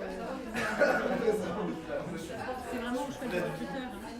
Mais comme je l'ai dit tout à l'heure, c'est un secteur qui est assez petit, il n'y a pas forcément beaucoup d'offres. Le premier tri qu'on fait, en qualité de cabinet d'avocat ou en qualité de juriste de fédération sportive, il se fait sur le master. Il faut trier. Il y a beaucoup de candidats. Qu'est-ce que je regarde? Oh non, mais on discute tranquille. Si vous avez un Alors attends. vous aurez plus de facilité à passer le premier filtre. Hop. Au passage, je kiffe la veste. Ah, merci. Bah, c'est quoi? Sache que c'est une veste Zara. Je sais pas si c'est une veste. Les gens le sauront, c'est une veste Zara. Je trouve son honneur à ma fille. Il n'y a pas de condition, il n'y a pas de minimum requis. Donc en fait, si vous voulez passer la licence, vous inscrivez. Qu'est-ce que t'en as... Pourquoi t'as organisé cette conférence? Regarde-moi. Je te regarde toi. Ouais. Je regarderai s'il y a des questions. La grande question de savoir regarder. La conférence, elle a été organisée. Dis-moi. Dis-moi. C'est bon, je suis bien placé. Ouais. C'est juste qu'on est grands tous les deux. D'accord. Une question de vie. Cette conférence, elle a été organisée dans le cadre de la semaine de la fête du droit. Chaque année, il y a une semaine qui est non pas banalisée, mais sur laquelle on essaie d'organiser des événements. Et ça, dans toutes les facs de France, toutes les facs de droit de France forcément. Et cette année, le thème, c'est le droit et le sport. Okay. Donc, on a essayé de coller au thème. On voulait organiser une conférence, mais du coup, on ne voulait pas faire n'importe quelle conférence, une conférence qui soit un petit peu trop barbante, et ça. On ne voulait pas un truc trop formel, trop cadré. On voulait quelque chose qui soit à la fois intéressant et structuré juridiquement, mais en même temps, on voulait quelque chose d'assez ludique et décalé, et du coup, on est ravis. Ouais. Enfin, du moins, moi j'ai une bonne cliente. Effectivement, c'est-à-dire que Maître Vassine se prêtait bien. En plus, elle est non pas éditrice, mais elle dirige une collection dans une maison d'édition. Et justement, qui se propose de faire ce qu'on a essayé de faire ce soir, à savoir d'avoir un apport juridique, avec un fond juridique structuré, sérieux, mais dans un cadre un peu plus décalé. Donc je pense que c'était le clip qu'il fallait, le cas de le dire. Regarde, s'il y a des questions là-dedans. Ouais. Est-ce que le métier d'avocat de sport, ça te parle? C'est juste t'aimes le sport ou tu veux organiser? Non. C'est une bonne question. Alors, moi personnellement, justement, j'aime le sport. Ouais, je suis sportif, je pratique le sport, je pratique le basket. Donc ça, c'est quelque chose qui est dominant dans ma vie. Après, j'aime le droit, forcément, je fais des études de droit, donc l'un et l'autre se recoupent. J'ai pour projet d'être avocat, mais pas dans le domaine du droit du sport. Par contre, justement, j'ai eu pas mal de retours et aussi pas mal de demandes initialement des personnes qui sont intéressées par le droit du sport. Parce que le droit du sport, malgré tout, c'est quelque chose de méconnu, je pense. C'est qu'on en a une vague idée, mais c'est encore une fois, c'est une conception obscure. Et du coup, il y a des personnes qui sont venues me voir et qui, elles, voudraient se diriger vers un cursus justement d'avocat sportif. Et qui, voilà, ici à Cergy. Le problème, c'est que, comme le disait Maître Bassine pendant la conférence, il n'y a pas beaucoup de masters. De droit. On ne peut pas attaquer tout de suite avec le droit du sport. Exactement, et en plus c'est des masters qui sont un peu élitistes, c'est des masters 2, donc c'est après déjà 4 années d'études. Et sachant qu'ils sont peu nombreux, forcément en termes de recrutement, ils sont exigeants, il y a une sélection à l'entrée. Et du coup c'était aussi pour avoir une première approche sur ce que peut être le droit du sport, et sur justement ce qu'il faut connaître. Et voilà, on voulait faire ça de façon bien sûr ludique.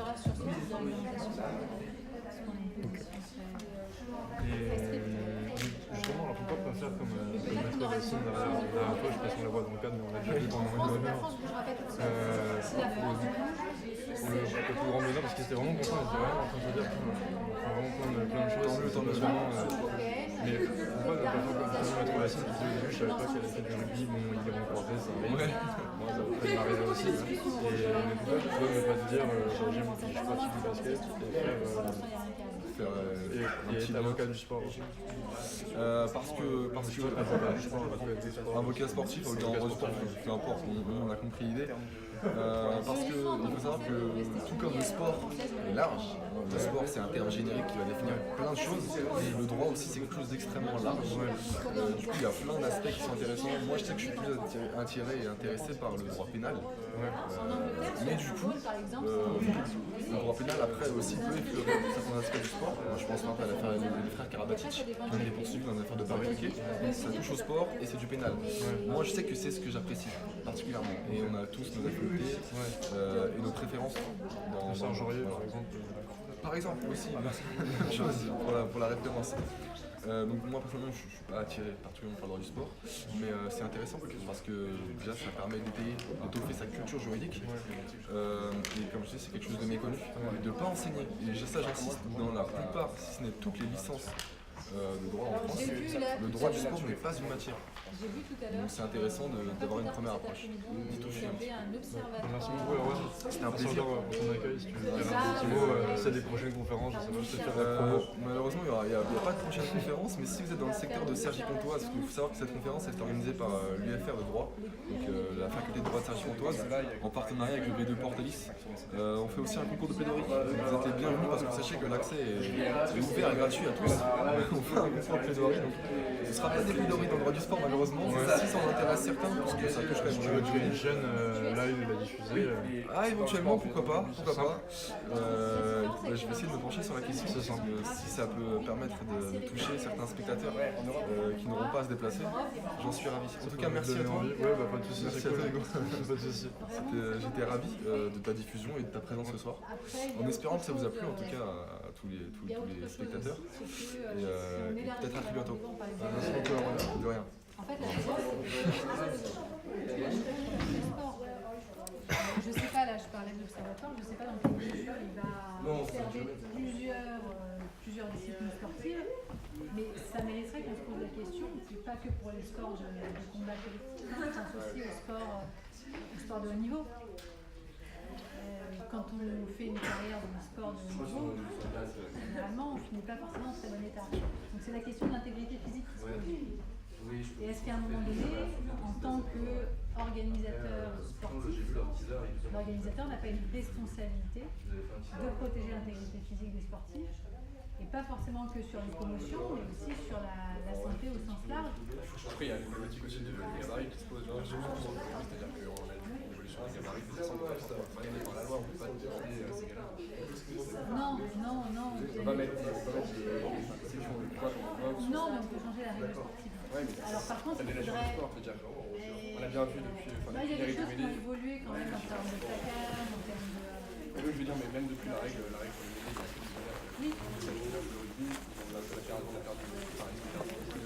l'adhérent entre guillemets parce que c'était plus fidèle, parce que justement il y avait des vaches qui perdent de ce combat. Là aujourd'hui, non, je trouve que l'affrontement physique n'est pas forcément ce qui est plus intéressant individuellement. Surtout quand on regarde le Super Rugby qui est très... même en regardant le film, ça n'a rien à voir. Et là, on arrive à avoir du jeu, on arrive à avoir ce qu'on appelle le French play. Exactement, belles envolées, des prises d'espace, des choses qui suscitent l'engouement des téléspectateurs. Qu'on n'a plus aujourd'hui avec les jeux qui sont en place et les oppositions attaque-défense, mais très linéaires. C'est peut-être le spectacle sportif qui viendra après, peut-être réguler un certain nombre de choses. Là, il y a un observatoire qui se met en place. J'ai vu que l'annonce avait été faite à la Fédération française de rugby cet après-midi. Donc après, je ne sais pas exactement de quoi il leur tourne, mais c'est nécessairement une problématique dont il va falloir se saisir. Aujourd'hui, on a des accidents graves, on a des protocoles qui sont suscités parce que il y a des protocoles commerciaux. Ils sont mieux en mieux quand même, les protocoles. Oui, mais quand vous discutez un peu avec les joueurs, ils vous disent qu'ils connaissent les questions, ils savent leur répondre pour revenir sur le terrain. Donc, on est aussi aux limites du système. Non, il faut, si on veut préserver le sport et les sportifs, il faut qu'il y ait une réelle prise de conscience et des actions concrètes pour se favoriser. Sans dénaturer le sport, mais aujourd'hui, on ne peut pas dire que c'est passionnant. On a des résultats. Non, mais si, le championnat national, il est intéressant. Oui. Quand il n'y a pas des doublons et tout ça, c'est intéressant. Il est plus intéressant. C'est vrai qu'au niveau international, on se heurte à des équipes physiques. On se heurte à un autre truc.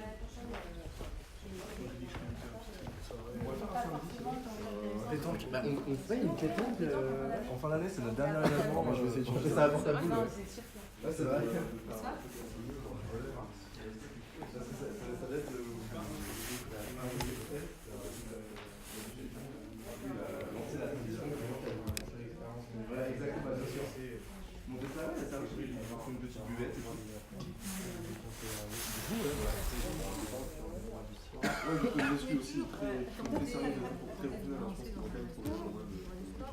Après, de toute façon, c'est le Non, mais si aussi, le master du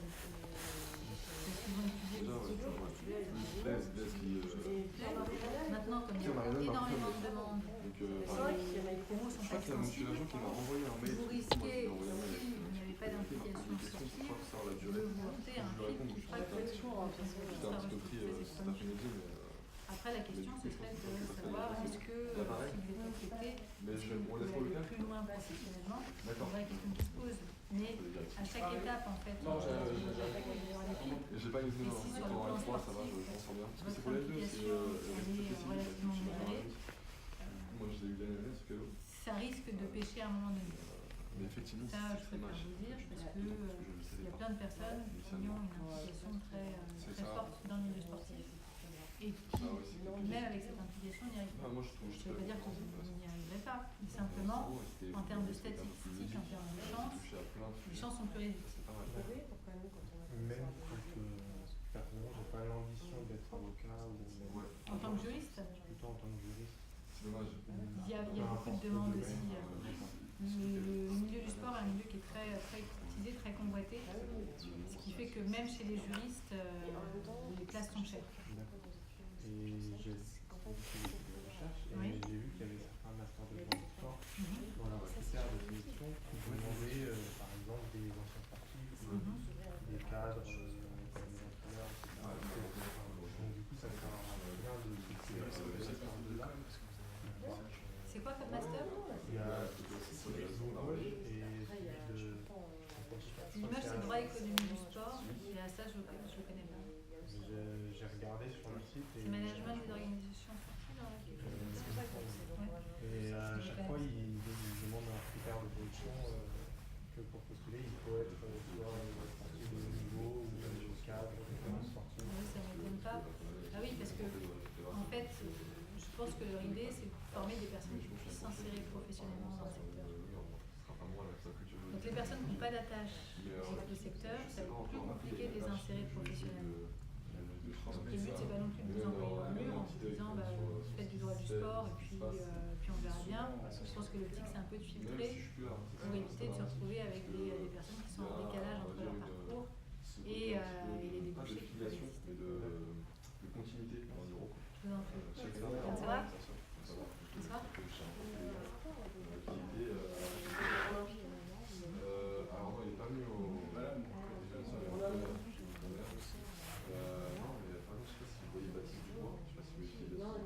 Bien sûr.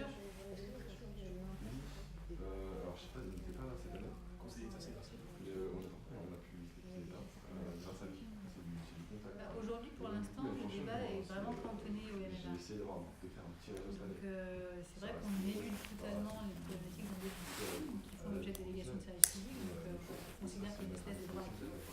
Mais j'en parlais tout à l'heure avec un de vos camarades concernant le rugby. Exactement, la question se pose en termes de violence, en termes d'intégrité physique, et plus largement, tout ce qui concerne le sport de haut niveau peut susciter des problématiques de type est-ce que ça protège réellement la santé d'un sportif de faire du sport? Là, effectivement, la politique, c'est de dire que le sport c'est bon pour la santé. Mais est-ce que pousser à son extrême, c'est bon pour la santé? Je ne suis pas sûre, mais il y a des réflexions, et ce que je disais, c'est qu'il y a un observatoire dont l'annonce a été faite aujourd'hui sur notamment les violences dans le sport, les filles, etc. Je ne sais pas ce que ça va donner, mais ce serait intéressant, à mon sens, que l'étude ne porte pas uniquement sur un sport jugé violent, parce que c'est vrai que dans le rugby, ça se voit, quand on a un impact, on a un joueur qui tombe, il est KO, des fois il saigne, c'est un peu choquant. On est au courant des risques, mais c'est vous en faites aussi, voilà. Oui.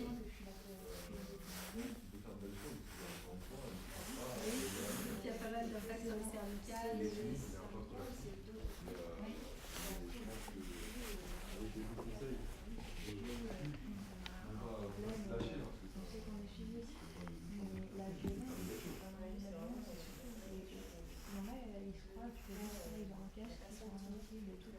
Oui, non. Et là, ils rentrent 2 fois plus. Oui. Et je vois, il y a une enfant, je vois, parce que moi j'étais en PSF, il y a une nana qui avait un casque pour la deuxième fois de sa vie. D'accord. Elle a cru que ça allait lui léger. Et en fait, en claquant, elle s'est pris un câble toute seule. Et alors là, elle est Après, je sais pas si c'est les grands est-ce que c'est aussi la jugeuse de jeu? Oui, mais il y a un aspect aussi, bon, il y a un aspect technique, mais il y a aussi un côté qui est sur le plan juridique qui est un peu plus engageant, qui est celui de la responsabilité sportive. En tant qu'organisateur du spectacle sportif, on a une responsabilité aussi dans le cadre de la sécurité des pratiquants. Donc on connaît les risques, mais moi j'ai jamais fait de rugby en me disant moi personnellement je pense que ma licence c'est la voilà, je peux finir dans un fauteuil roulant. Voilà, donc est-ce que ça c'est un risque normal par rapport à l'activité exercée?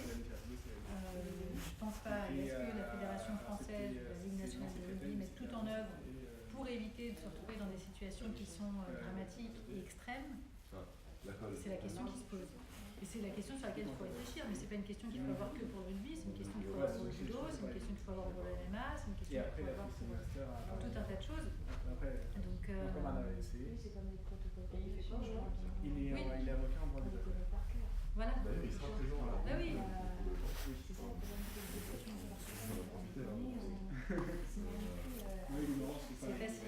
c'est facile de répondre.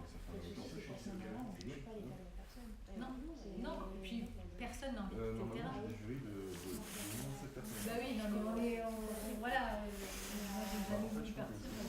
Ça m'est arrivé une fois, je voyais plus rien. Mais je suis revenue. Mais oui, personne ne partir.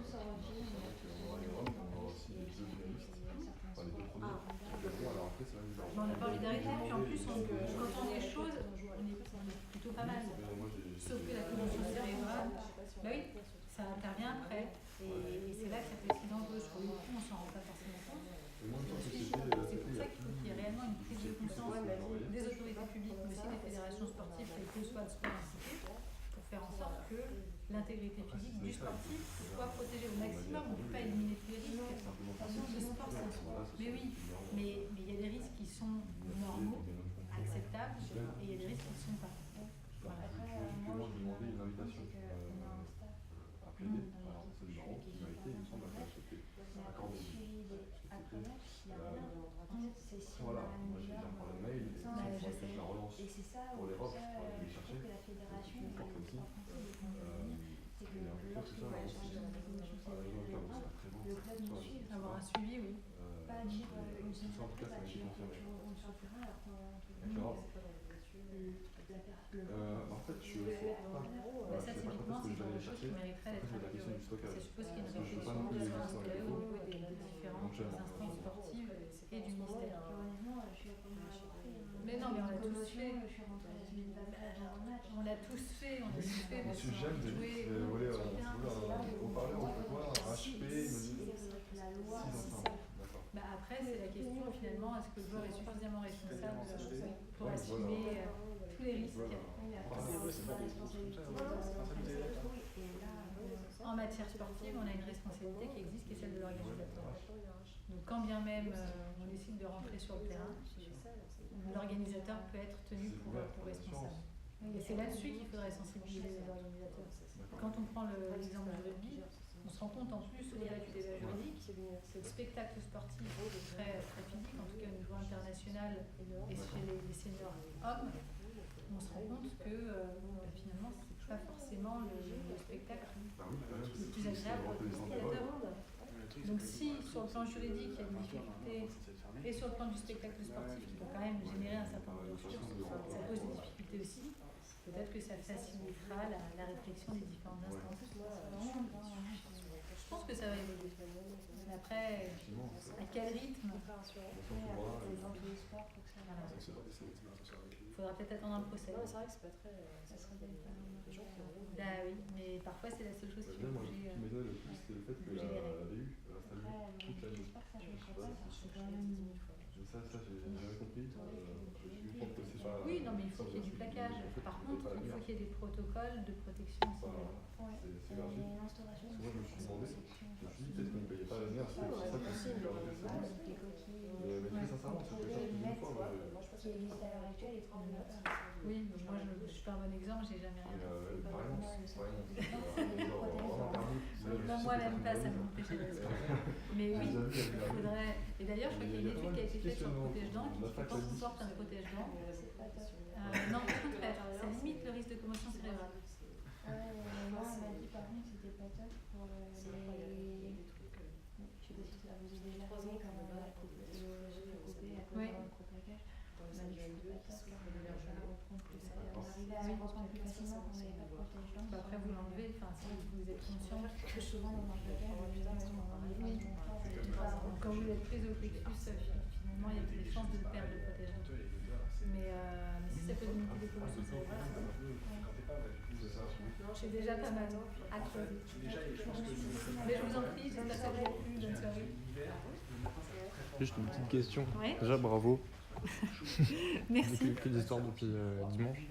Depuis dimanche, au salon du livre, vous m'avez dit venez, je fais une conférence mardi. Et du coup, qu'est-ce que vous en avez pensé? Ça vous a apporté quelque chose? C'est toujours intéressant de pouvoir échanger avec un public. Là, c'est un public de juristes, mais de juristes amateurs de sport. Donc, on se rend compte que finalement, même dans sa maison, entre guillemets, on a pas mal de problématiques qui peuvent passer inaperçues, alors qu'elles sont extrêmement nombreuses en droit du sport. Et en fait, il suffit juste c'est facile à dire, hein, mais quand on fait le lien avec l'actualité, il y a souvent une problématique juridique sous-jacente derrière. Donc c'est ça qui est passionnant et c'est ça qui me passionne dans ce métier, c'est que en fait parler de droit quand on parle de sport, c'est pas très compliqué. Ça suscite un petit exercice intellectuel, une petite gymnastique, mais on se rend compte qu'il y a plein de considérations juridiques et qu'on peut vraiment faire évoluer le secteur si on se pose des bonnes questions. Donc le faire là, de manière collective avec l'ensemble des étudiants qui réfléchissent, c'est assez sympa, puis le faire dans le cadre de la fête du droit. C'est vrai que c'est une bonne manière de mettre en lumière le droit du sport, qui est une belle matière. En tout cas, il y a un commentaire à l'instant qui dit bravo pour l'analyse Caris et Bouba. Merci. Alors je ne sais pas si on a le droit de prendre des paris là-dessus. Plein de remarques qui disaient que c'était vraiment intéressant, puis forcément des commentaires. Genre, il y en avait un qui portait sur le métier d'agent, qui disait que c'était... J'ouvre des grands guillemets, je ne pense pas à la même chose. Que c'était les agents, que c'était vraiment des abrutis qui n'avaient aucune notion technique, qu'ils font tout ce qu'on fait dans nos masters en 6 mois. Dingue en capital à la fin. Le problème, à mon sens, aujourd'hui sur les agents, c'est qu'on leur demande, pour qu'ils puissent exercer correctement, il faut que ce soit de bons professionnels de terrain. Donc l'agent, son cœur de métier, c'est quoi? c'est vraiment de pouvoir repérer le talent chez un joueur, le coéquipier avec lequel il va bien jouer, le collectif dans lequel il va bien s'intégrer, l'entraîneur avec lequel il va bien fonctionner.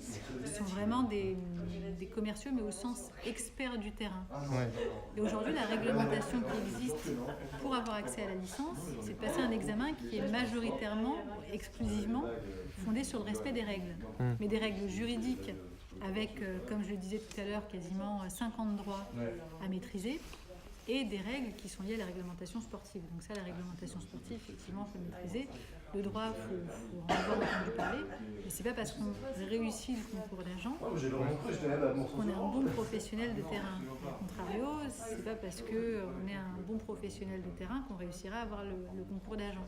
Donc ça va créer une forme de dissonance entre ce qu'on vous demande d'être capable de faire dans le cadre de l'examen et ce qu'on vous demande d'être capable de faire après avoir obtenu l'examen. Je pense qu'il y a un quiproquo là-dessus et qu'il faut bien trouver une manière de filtrer, puisque en France on est sur une profession réglementée. Il faut bien trouver une manière de filtrer, mais est-ce que celle-ci est la bonne ? J'en suis pas persuadée. En Angleterre, par exemple, les agents travaillent avec des avocats. Donc il y a vraiment une spécialisation, chacun son métier.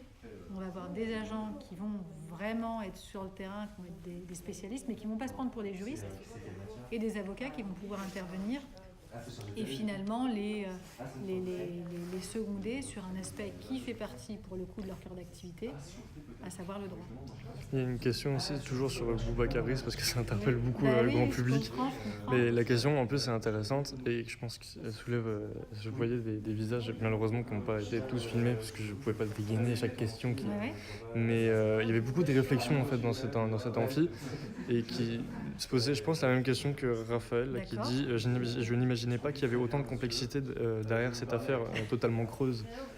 Oui, c'est vrai que... C'est que souvent, on ne pense pas... Il y a différents volets. Il y a le volet pénal, donc ça, la bagarre, les coups Orly, Gifry, ça relève des juridictions pénales. Donc ça, pour le coup, c'est du droit commun, c'est assez simple.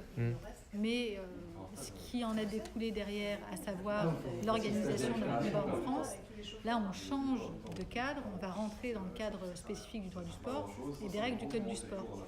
Donc, c'est vrai qu'en France, on a une situation qui est particulière, ce que je disais tout à l'heure, qui est très particulière, puisque la France a une position plus que minoritaire concernant l'autorisation des compétitions de MMA, des compétitions Vous avez dit 3 pays, de MMA, exactement. 3 pays qui, pour reprendre entièrement, qui ne veulent pas organiser de compétition sur son sol. On peut s'entraîner, mais on ne peut pas pratiquer lors d'une compétition en France. Public. Donc ça, du coup, ils vont en Belgique. Ou en Belgique, ou en Suisse, ce qui signifie que dans l'absolu, c'est ça qui crée un décalage aussi. C'est que qu'est-ce qui justifie finalement, parce qu'on est sur des considérations sécuritaires, c'est la motivation aujourd'hui de cette réglementation. La sécurité. Pour protéger l'intégrité physique des combattants, on va interdire, par exemple, les coups au sol. Mais en quoi est-ce que les coups au sol sont plus dangereux lors de manifestations publiques, de compétitions publiques, que lors de compétitions privées? En quoi les coups au sol sont moins dangereux dans le cadre d'entraînement que dans le cadre de compétitions publiques? Moi, honnêtement... On peut se poser la question pour le sport de combat, alors si c'est ça... Oui, on peut se poser la question pour le Kyokushin en karaté... Mais, sur la violence, mais le problème, c'est qu'aujourd'hui, la motivation, elle ne repose pas sur... En tout cas, moi, j'en ai pas vu passer de la part des autorités publiques, j'ai rien vu passer dans le sens d'une étude comparative qui aurait été faite en disant, voilà, ça, c'est plus dangereux, les coups au sol sont plus dangereux que les coups portés debout, par exemple. Les études que j'ai vues passer, elles vont dans le sens inverse. Donc on peut vraiment se poser la question de savoir, est-ce que cette considération de violence, elle repose sur une approche subjective du sujet, ou est-ce qu'elle repose sur des considérations objectives? Aujourd'hui, j'ai rien vu passer en termes d'études. Donc c'est même pas à jour, c'est même pas au menu du jour. Mais alors après, il va peut-être y avoir une évolution prochainement sur les compétitions publiques de MMA. Peut-être avec Boubacaris. Peut-être pas avec Boubacaris, mais avec la nouvelle ministre, on peut s'attendre à ça. Mais pour l'instant, la situation à l'État reste celle de l'interdiction des manifestations publiques de MMA. D'accord, bon, merci beaucoup. Bah, je vous en prie. Et bravo pour le rugby, je savais pas que. En fait, j'ai plein de questions à vous poser. Ouais. Mais je pense que ça pourrait être mieux si on planifie une interview tous les deux pour discuter On de peut faire tout ça. Sinon, on reste jusqu'à minuit. Voilà, au moins. Au Non. moins, et je crois qu'il y a des problèmes Ouais. de transport en plus. Donc, Ah, bien. on risque de se retrouver Je crois qu'on va prendre le même horaire en plus. Ouais, Bon. je pense que c'est ça. Bon, bah, merci beaucoup. Bah, je vous en en tout cas, prie. merci de m'avoir invité à cette Bah, réunion. écoutez, avec plaisir. Et puis j'espère qu'on se reverra prochainement Bah oui, bien sûr. pour répondre aux différentes questions Bien que sûr. vous posez ou que vos auditeurs se posent. Ouais, bien sûr. Vous avez encore un permis rouge déviant ou pas? Bien sûr, bah, merci beaucoup. Bah, Bon je vous en courage. prie, puis je vais y aller aussi. Ouais, moi aussi. Ça y est, c'est fini la journée? Presque. Là, regardez, j'appuie sur. Donc j'arrête mon live demain pour la conférence à Normal Sup de François Hollande. Vous regarderez. Vous regarderez à quelle heure? 17h. À Normal Sup. Ok, il faut une petite Ouais, t'as vu. alerte. Maintenant que je suis votre chaîne, je crois que je reçois des notifications. Ah, bah d'accord.